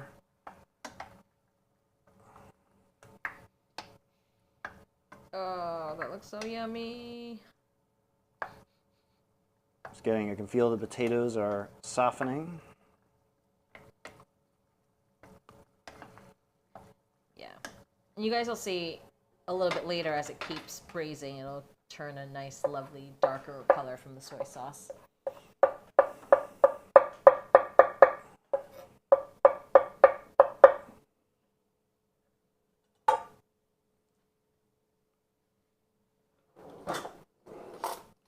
My least favorite time, ginger peeling time. But it must be done for the fresh ginger. Not enough, 4 out of 10, not enough roux.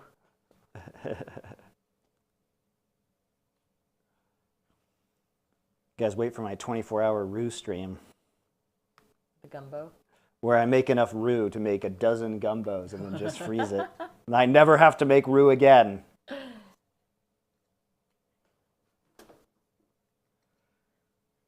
On the 23rd hour, you burn the roux. Oh, no. Well, the point is I would just make a bunch of different roux.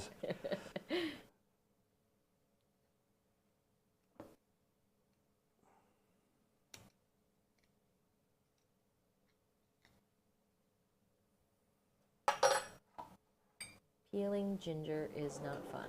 No, my least favorite. If you have a garlic press, is there any reason not to use that instead of the fine chop? I mean, you could use garlic press, fine. Don't we have one, the little boat guy? Yeah, I don't like that one. Okay, that's our timer for 5 minutes. So we're going to take a look at this. We'll give it another stir. And now comes the time of adding onions. And Susie smelling. I don't smell. You're smelling right now.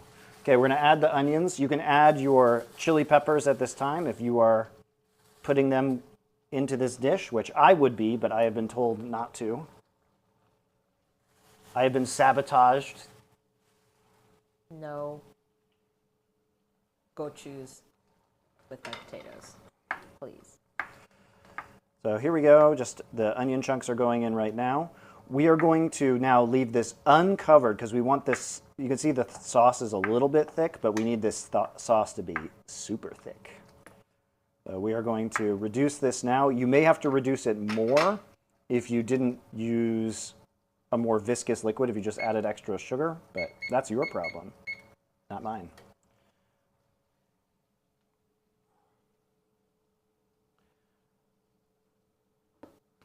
It's going to simmer away there nicely, and we'll give it a couple more stirs. Meantime, I am getting my aromatics ready. So we're using raw garlic, which is why we don't need a lot of garlic in our radish salad.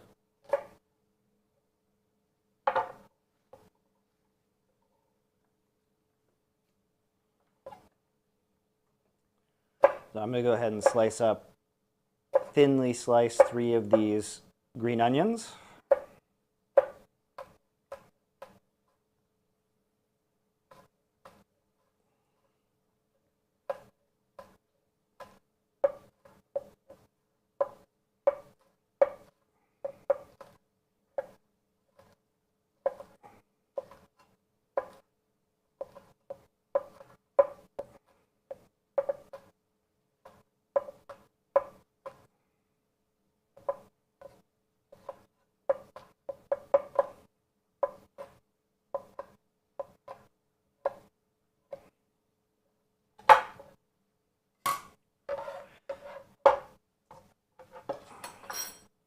So into our bowl go our garlic and green onions.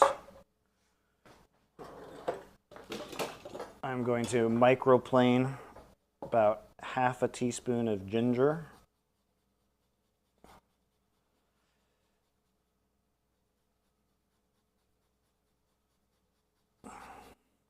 We don't need a lot because it is going to be raw ginger.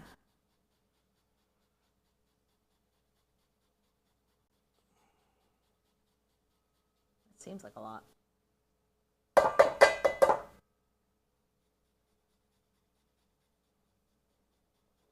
There we go.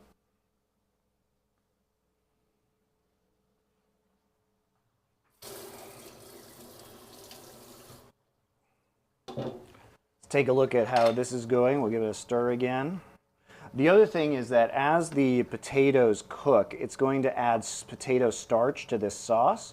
So you can see that it's starting to get a little bit thicker right now. And so the combination of having the potato starch as well as the corn syrup will help to, and the sugar will help to thicken this. And looks like these potatoes are pretty good. I can taste test that for you. Oh, you will, I'm sure. So there's our alarm. That is good. Carrots are good. Just poke them with a fork. There's our timer. So I'm going to turn off the heat now. And the other thing is, as this cools, it is going to thicken up further. We don't need to worry about it too much. I'm going to add a teaspoon of sesame oil for a little bit of flavor here. And about half a teaspoon of sesame seeds. But we'll just sprinkle as many as we like over the top of it. That looks good.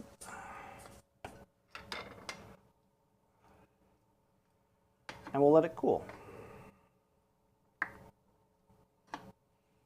And you'll see the braising liquid thicken up. You can already see it's getting pretty significantly thicker. Now we have our Gamja Jorim. Oops. Here's a question for you. You've stated that you are going to run out of recipes that you've made before fairly quickly. Would you be open to viewers submitting recipes? Yes. Okay, then. There's your answer. And I am going to eat a potato. This is perfect. It's nice and it's mushy. It's salty. It's starchy. It's...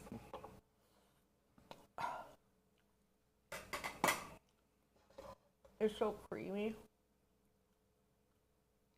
Okay, so this is going to be our Musaengchae now with all of our ingredients in it.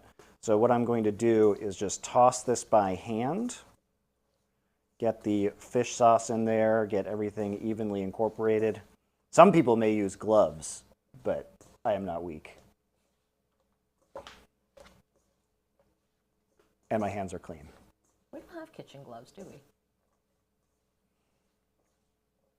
It's not that your hands are clean, just that the gochugaru kind of gets your hand all... Stains your hands red. You know what we call that, Susie?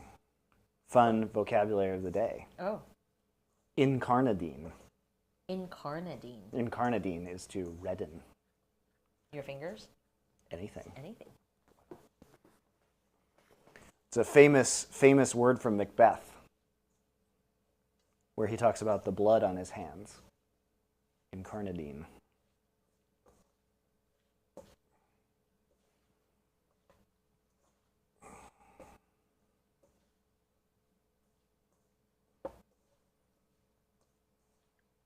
So now it looks like Musaengchae. And it tastes like Musaengchae. Here, show them again on 2. Close up Musaengchae eating.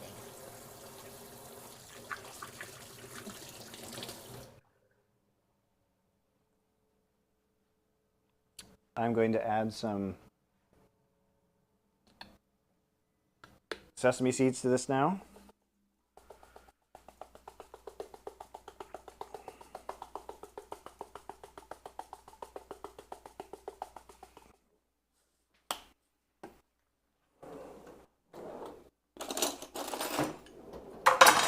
Oh.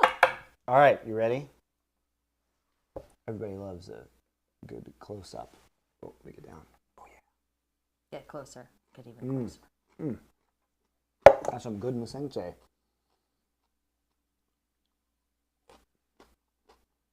Nice and spicy. Good balance of aromatics with the garlic and the ginger. You get the spiciness from the mu or the radish as well, and the saltiness and the umami from the fish sauce. This is great. It's going to be really good with the bossam, which has a pretty mild flavor. It also has enough. It has enough of a kick to it to kind of cut through the fat of the pork belly. Now it's my turn. Yeah. So she doesn't mind if this is spicy, by the way.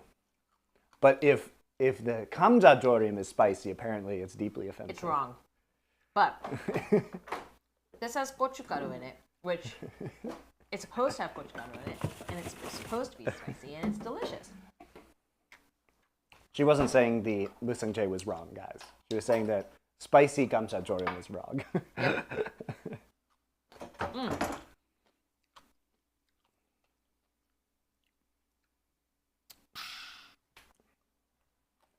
All right. I'm going to give it back to you.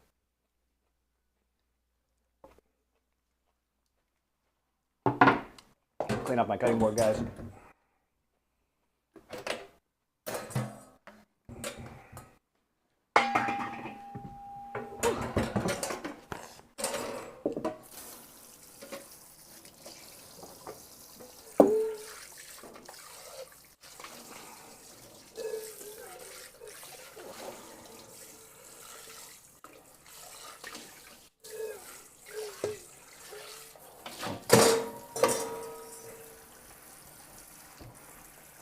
It's so delicious.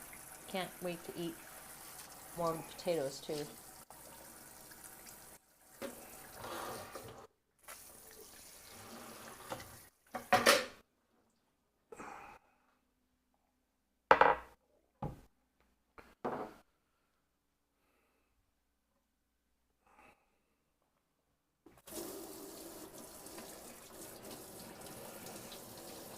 Yeah, hopefully this week we'll get the Discord set up, guys, and then you guys can, if you do end up cooking along with any of the old streams, please post your pictures. Yep.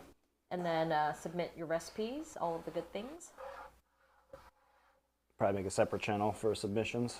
I am very curious, though, so definitely open to ideas. I wouldn't say I'm going to run out of things I've cooked quickly, guys. I've cooked many, many, many things. But at the pace of, 200 plus recipes a year, We'll run out eventually. Which is fine. Okay. Go back to 4. Enough of you. Oh. Potatoes. No. Go away. You're done. All right, here we go. Here is our bossam, which has been cooling. It's still pretty warm. That's unfortunate. The reason why is that it's unfortunate is that I need to cut this, and it's a lot easier to cut, obviously, when it's not burning my hands. And it's also easier to cut when it's cool. You could put this in the refrigerator and cool it very quickly, but it will also dry it out a little bit. I'm going to move this over here for the time being. That's why cooling it in the liquid is nice, but it also takes longer.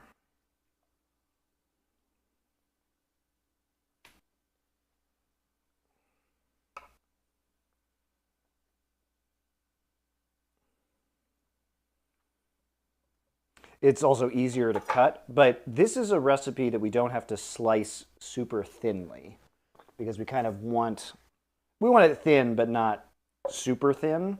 Not like we would with, say, twice cooked pork, which needs to be incredibly thin to stir fry really nicely and get a nice, char on it. But we can have pretty big pieces of bossam and not be upset by that. That's why it's easier. You can cut this a little bit hot. It's also supposed to be eaten hot. So actually, this isn't too bad. I lied.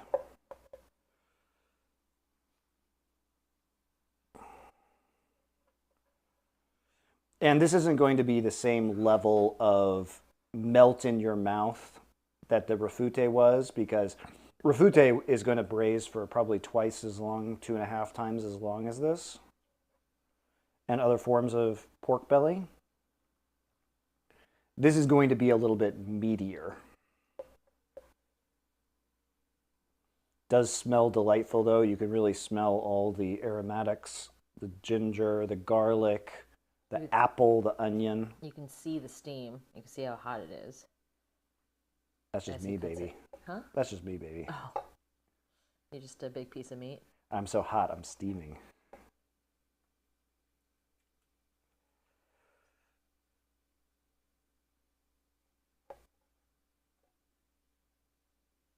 God, that looks delicious.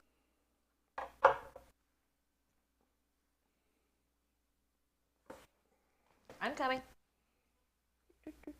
Just from looking at me? It's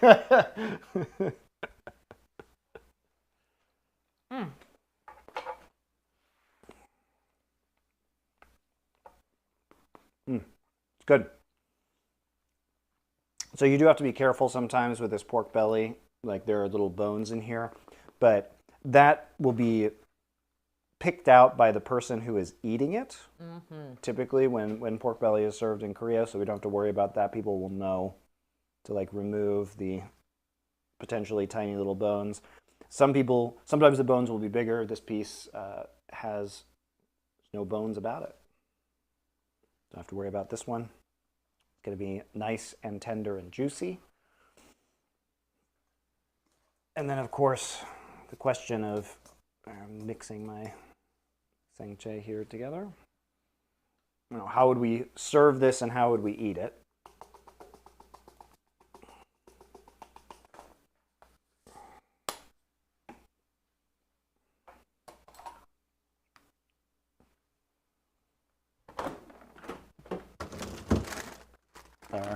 Samju? Sangchu, sorry. So this is going to be served with a kind of Korean lettuce as part of a wrap. So let me pull out some rice here.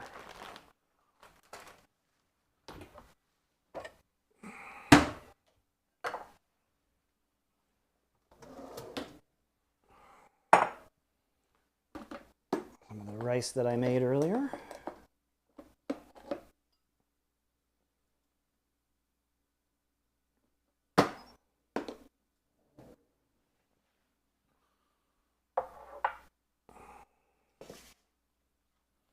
So we'll do a eating tutorial. Get the samjang out from the fridge. Yeah.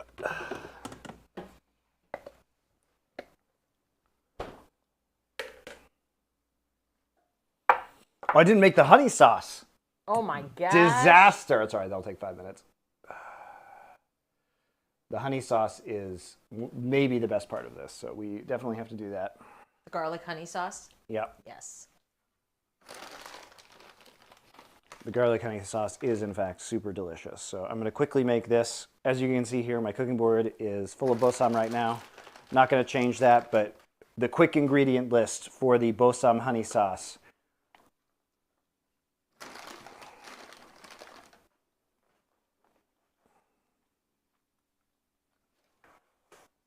Does it involve honey and garlic? Whoa, and olive oil and lemon juice. All right, here we go. Quick ingredients.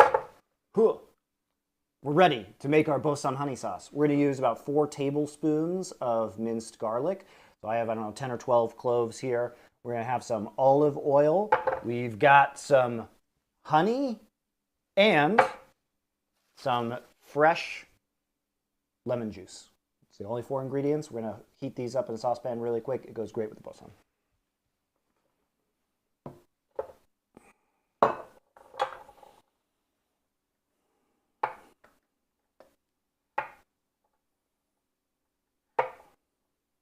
But I'm not going to let us not have the honey sauce because guys, it's just too good. Don't you agree, Susie? I do agree. Combination of the pork with the apple flavor from the brine plus the honey sauce plus the spiciness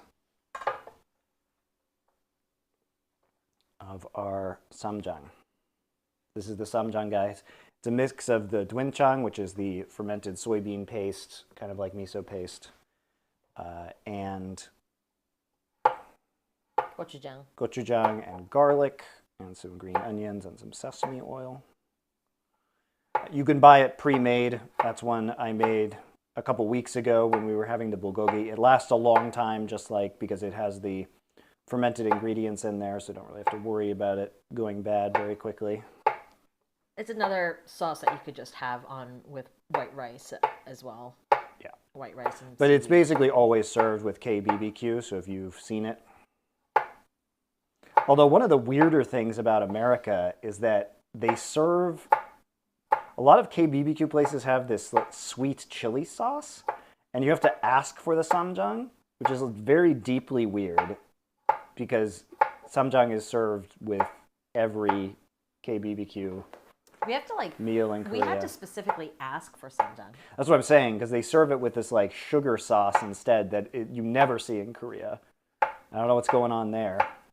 Again, it's probably it's why you get the weird pastas and pizzas in Korea. It's to fit the palate. I guess Americans just like their KBBQs with a sweet chili sauce. It's gross.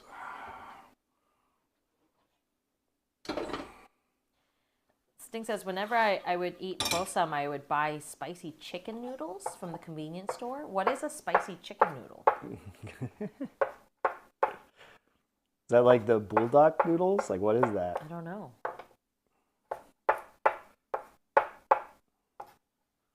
I guess bulldog noodles would make most sense. Sometimes it's served with cold noodles with chili sauce. Yeah. And vinegar, which is nice.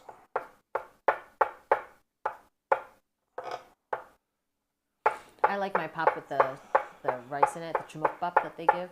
Yeah. With not the rice, the seaweed in it. Yeah, the kim.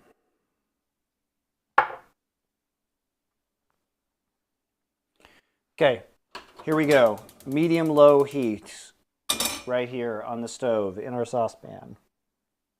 Turn that way down. Reason why we want medium-low is because we are not trying to brown the garlic. That would make us sad. What we want is to infuse the oil with the flavor of the garlic. And so how we're going to accomplish that is we're going to use 2 tablespoons of olive oil here. good quality olive oil because we're going to be eating this directly as a dipping sauce, so it does in fact matter.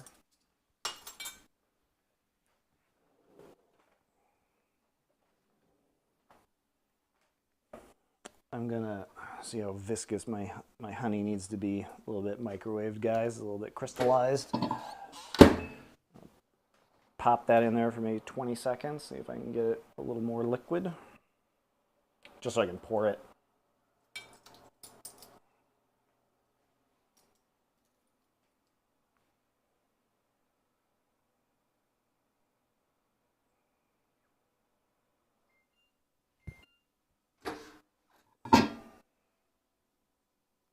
That was not enough. Try another 20 seconds. Oh, did you know we had up to 8 concurrent views on the YouTube channel? Good. People are learning. It's over there. Okay, so now we're going to add some garlic here.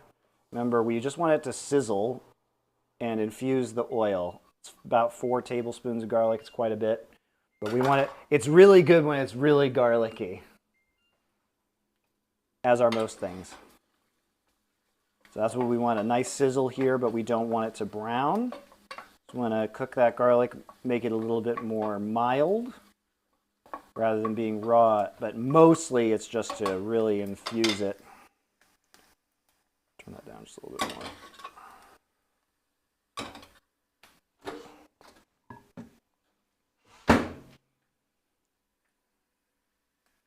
Would it help to switch over to YouTube stream versus Twitch? No.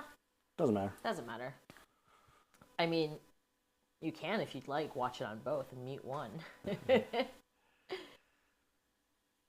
it's still a little bit hard to pour. So honey is not cooperating.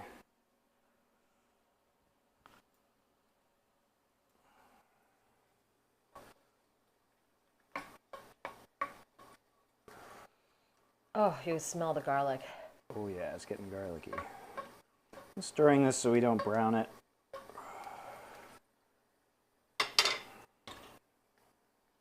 Pull it off just for a second, swirl it around.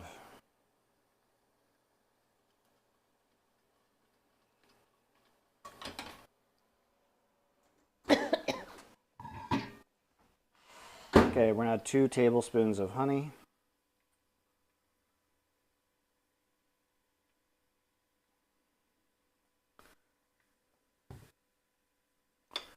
Another thing you'll commonly find with Bossam is a Musaengchae sauce, which is kind of a salted shrimp sauce. Yeah. We won't be making that today, but it's good. And guys, we're going to squeeze about a tablespoon of fresh lemon juice into this. That's going to perk it right up. Ooh. Balance out our more acidic flavors. That's looking good. I don't want to reduce this too much. There's a restaurant here in Korea called Mad for Garlic, and every single one of their dishes have garlic in it. It's incredible. I know Babies Inn and Hotel Luxury Linens, you guys like garlic, but not overly garlicky.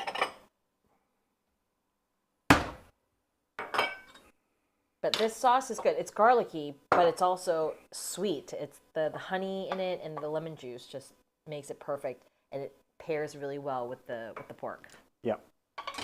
It's incredibly good with the pork, guys. That's why it was mandatory.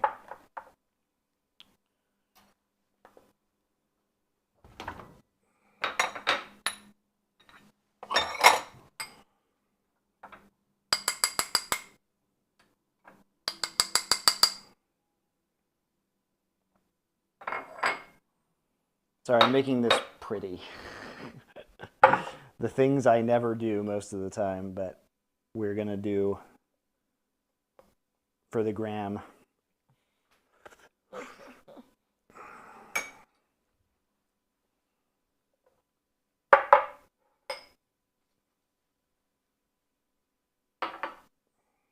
You want to cut up that second piece too? Nah. Make it look nice. We'll just do the... All right, if that's what you think.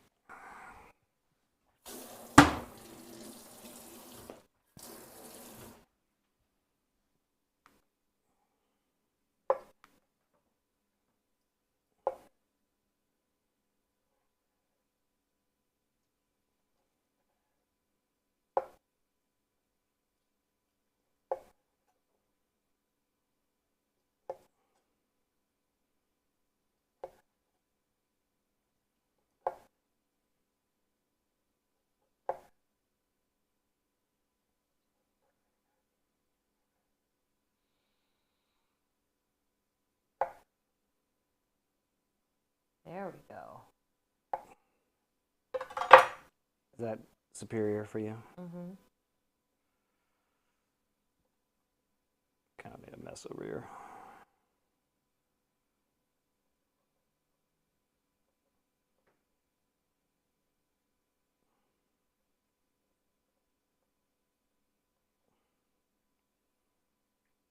How's that look, guys?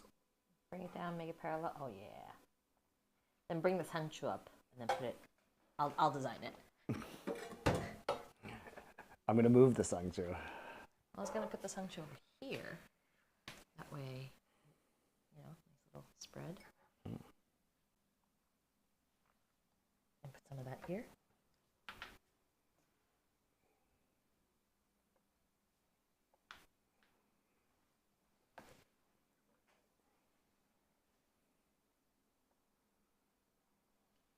There we go.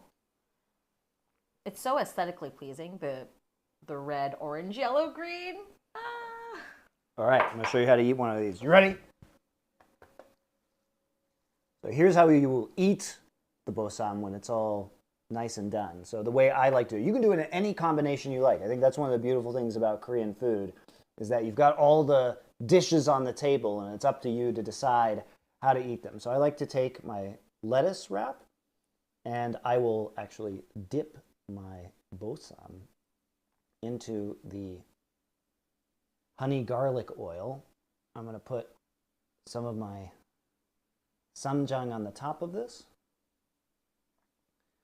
I will put some of the Musaengchae on top. And you know what? I'm going to add a little bit of rice. Maybe a little bit more. And then you're going to wrap it up and just one shot it. Mm.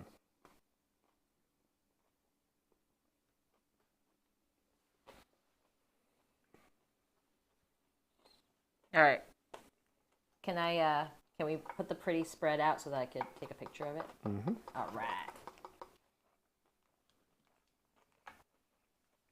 So I will go back to 3 so that I'm not in the shot. All right.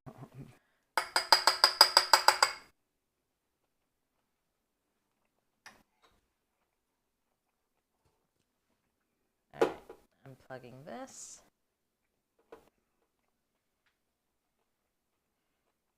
I need a sangchu. Mm-hmm.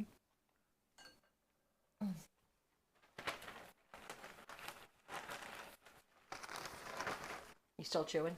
Mm-hmm. Sang chewing. Ha ha. Where's the...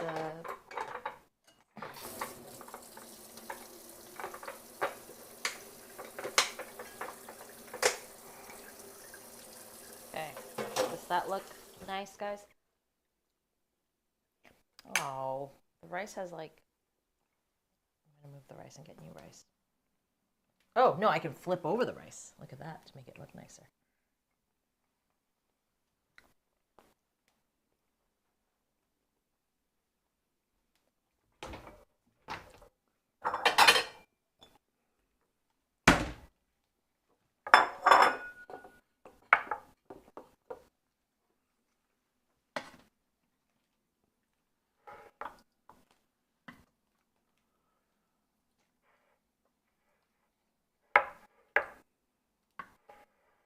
Sorry about no talking. This is kind of like gimbling, I guess. We have to do stuff to get pictures for social media, tragically. So that people might someday watch this content.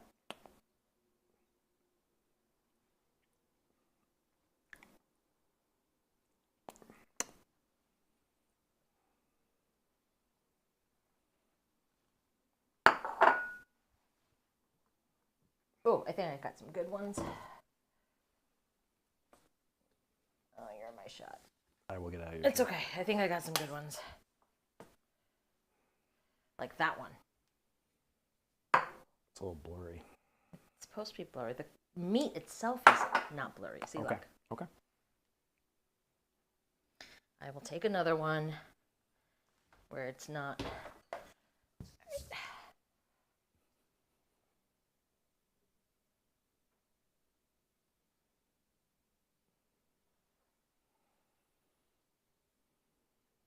Okay, one of those should be good. I'll put camera back to 2. No, I'll take that. Oh, are you gonna gimbal now? Yep. Gimbal time. But first, I'm gonna give Susie some food. Take this, put it in this bowl. oh, you have to gimbal. Oh, right. It's all right. You can take a couple. I'm going to. I'll take some from the end here, and then exactly hide it with this Musaengchae. There you go. I'll take this. Thank you. There you go.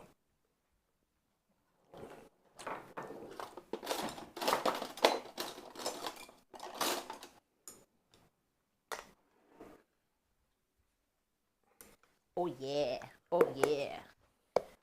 So while I'm gimbaling, she can tell you about how it tastes. It's just me, or does the cooking board also look delicious today? I don't know, does it?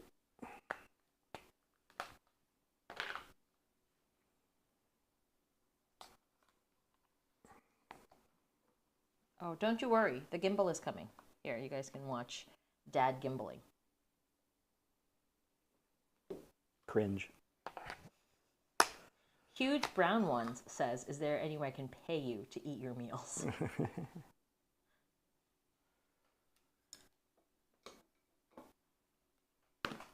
All right. So, Bossam, get some of that honey sauce on there. Get pieces of garlic on it.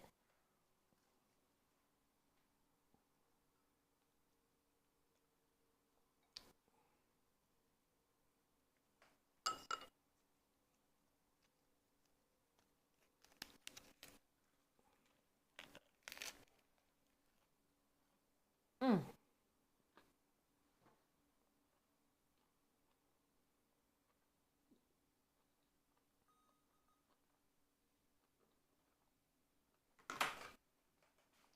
Will you be making any Korean desserts or pastries? No, they're kind of ass. Korean dessert is basically fruit. I will not be doing disgusting Korean baking. Love Korean food. They know can bake.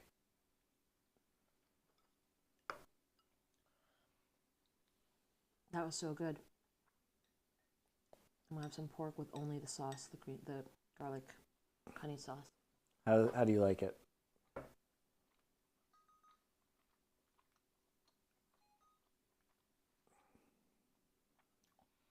It's really good. All right, I'm gonna go back to 3 so you guys can look at the food. Of course, now my gimbal isn't pairing. Please use app.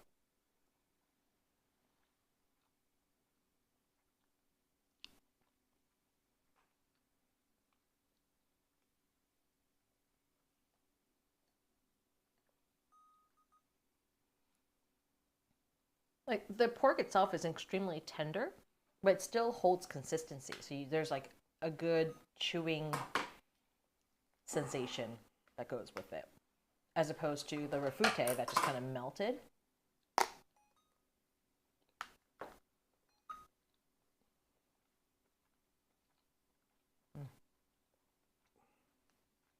What's weird is this thing is definitely connecting, but it's just not deciding to work.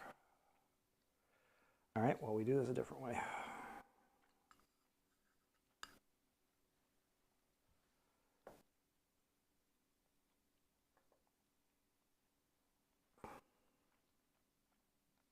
Where would you rank Korean food among other favorite cuisines? I mean, I love Korean food. How could you not? Korean food's great, guys. It's really one of the top Asian cuisines. And there's a lot more to Korean food than just KBBQ. Yeah. Like the stews and... Oh, maybe we should have done a stew. There's plenty of time for jjigaes.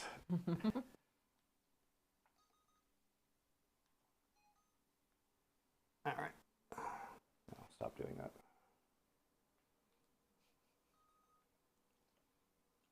No, stop doing that. Thank you. Are you guys enjoying the struggle? Struggle is real. It's also being very difficult right now.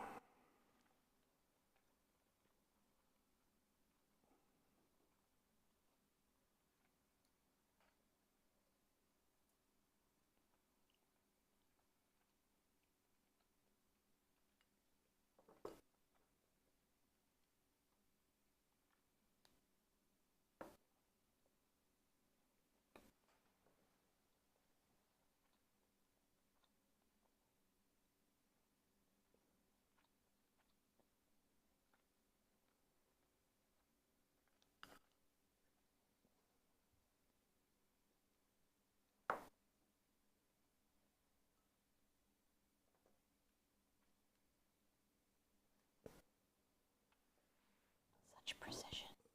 Such poise. Wow.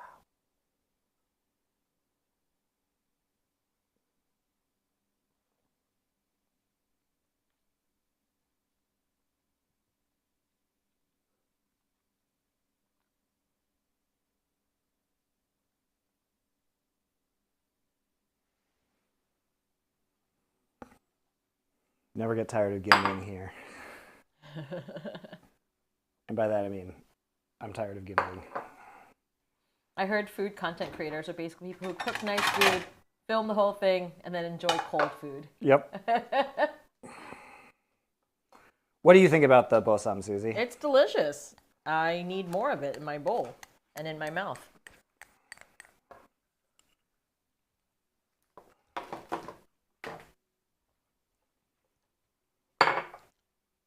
Take the tape. Oh, you want me to take the whole plate? Please take the plate. Thank you. Ah. But Monty, if I eat all of this, you have nothing to film. I don't? I have 2 more of those. Oh, nice.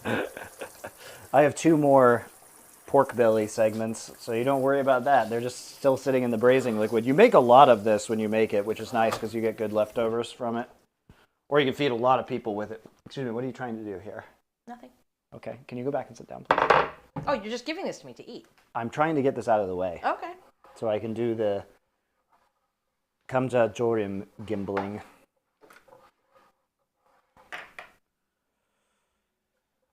We're not done with the gimbling yet. Oops. I'll wipe it later.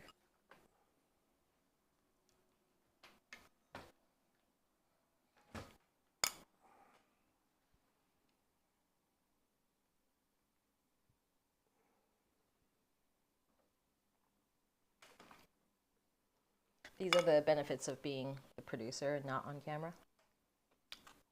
She gets to eat the food while it's hot. Exactly. I get to eat the hot food.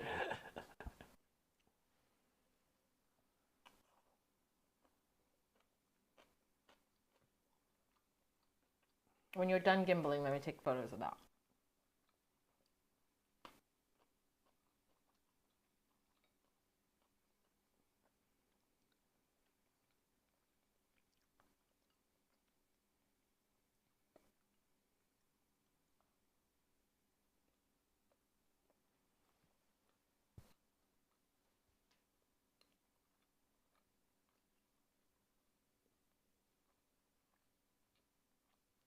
Mm.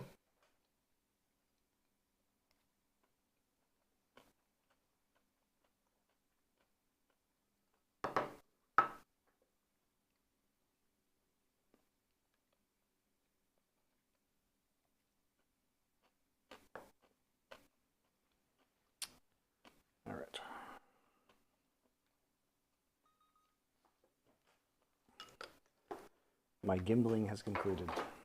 Oh, my turn.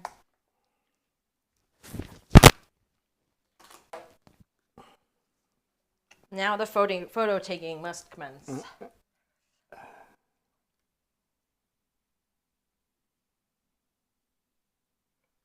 Thank you.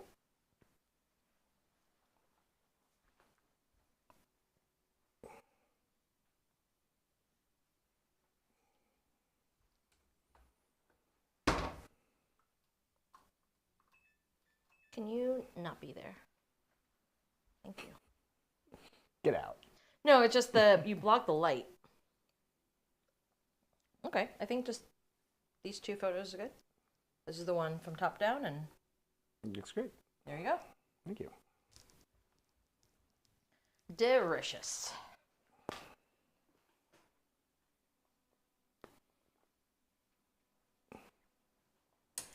Is tomato use common in Korean cooking? No. It's one of the new world crops that they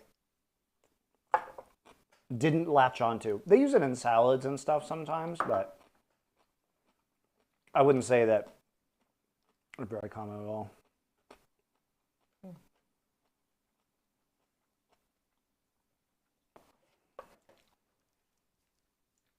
Potato, please.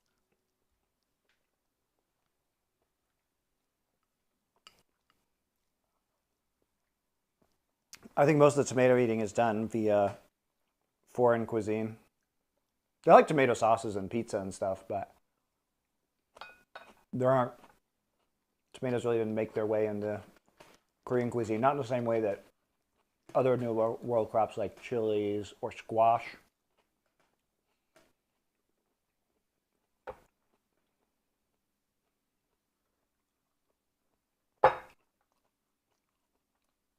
We'll be making some sauteed zucchini, which is another banchan that's really common in Korea. That would be a new world crop because it's squash. The potatoes obviously are, the chili peppers are. So they did take a lot of new world crops, but not really tomatoes. I don't know why. Because they're mid? No, they're not mid in sauces. But there's no, it's not like, Tomato egg? say, tomato egg, which is a Chinese dish, right? But it's not like Indian cooking where they really went hard on tomato-based sauces and curry.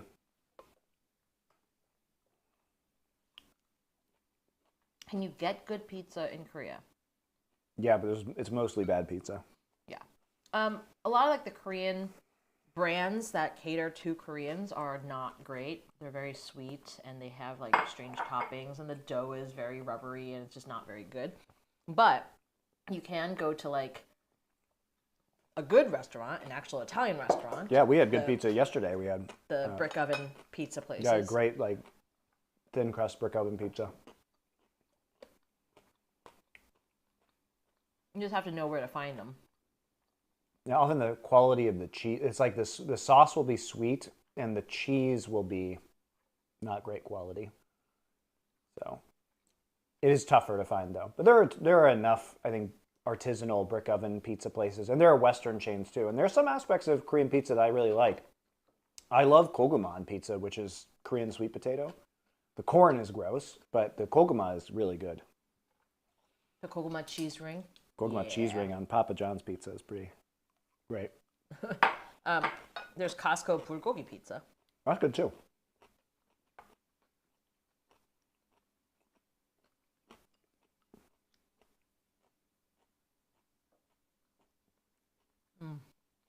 I really like these potatoes better than the ones you made the other day. I cooked these for a little bit longer, so they're a little softer. Nice and soft. Kind of coming apart a little bit on the outside, a little starchiness to them. It thickened up the sauce more too because you have more of the potato starch in the sauce. You like this one better? This is standard, yeah.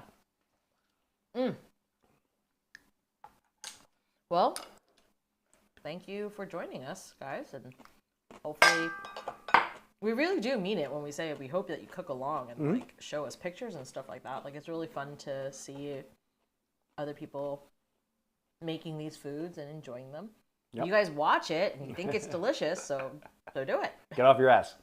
The next stream is going to be bibimbap and all-time classic. One of the reasons why I structured the streams in this way is because I wanted to make the musaengchae first, because this is often included in bibimbap. So I didn't want to make this in that stream. I will be making some other banchan in that stream, including spinach, so shigimchi namu, which is also frequently included in bibimbap, because at its core, bibimbap is really rice. Bibim, which is mixed. Mixed, yes, with a bunch of banchan, an egg, and some ground meat. We'll be doing ground beef, but you can also frequently see it as ground pork. You could do spicy pork, you could do it with chicken, you could do just whatever meat that you would like to put into your bibimbap. Yeah, I'll be doing ground beef just because it's easy and it's more accessible, I think. But it's often with ground pork, it's often with whole pieces of meat. You know, there's a lot of different options. But the banchan that you put in there, or the vegetables, are frequently, you know, they can be a variety of different things, but musaengchae is frequently in there, so I wanted to make it today so that later this week I already have it made. And then we'll be adding a bunch of different vegetables to the bibimbap as well. But this just kind of knocked it out of the way first, so we don't have to worry about making it. And we'll do the blanched spinach with the sesame oil then. And we'll cut up some more carrots, add those, which are... Cucumbers. And cucumbers, obviously. We'll be making oi kimchi as well, which is cucumber kimchi. It's very quick to make. It's not like regular kimchi, which takes days/weeks of fermentation, so we can eat it the same day and it'll just ferment and kind of get better over time, but that is also often included, so it's kind of a spicy cucumber salad. So we'll add that with our radish and our spinach, and we'll shred some carrots. Bean sprouts? Yeah, we'll have some bean sprouts. Oh, we're getting bean sprouts? Sure. Okay. That's what you want. Any other requests while we're here? Yeah. That sounds pretty good. Yeah. Sounds like enough. And we'll put a sunny side egg up on top, and it'll be delicious.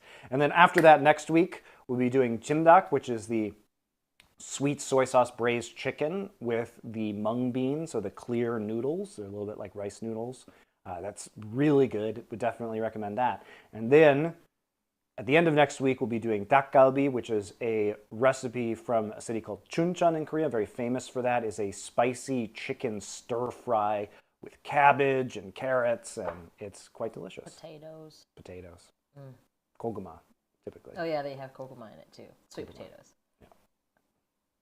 So that's it.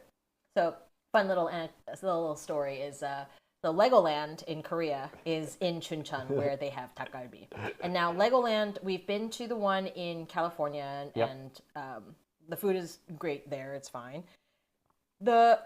So first off, Legoland is in the middle of nowhere. It's on a separate little island that it was built on, and apparently it's on sacred ground. But anyway, that's a whole nother story. They only have one restaurant in Legoland. And... No. The breakfast is... They have one restaurant in the hotel. In the hotel. They have many restaurants in Legoland. Oh, okay. Sorry. In the hotel. And so... The breakfast is fine. The breakfast buffet, and usually we get a package deal where breakfast is included. But the dinner is, so bad. It's a buffet, but it's a really bad buffet. It's just not, for the price you're paying, it's not great. But then we were like, hey, we're actually just in Chuncheon. So we just get, and you can get things delivered to the hotel. So you just see all these people ordering dakgalbi and like all this good food from outside of Legoland to their hotel rooms, and then like sit and eat it. But yeah, every time we go out to Legoland with our kids, we always stop by dakgalbi places, and so good. So good. It's great. Okay, well, that'll do it for today. We will be back with the all-time. These are going to be probably shorter streams. I mean, this one wasn't too terribly long, looks like. Sorry, I pressed the end thing and then I got back to you. So you're still live, I believe. I see. Yes. Great. Sorry. So we will be back with that. These will be quicker streams. So if you want to cook along, bibimbap's a good time to do it. You don't have to include the musaengchae if you don't want to make it. You can include whatever vegetables you like. It's a kind of make it however you like it dish, which is fun. So we'll see you guys on Wednesday night, American time. See you then.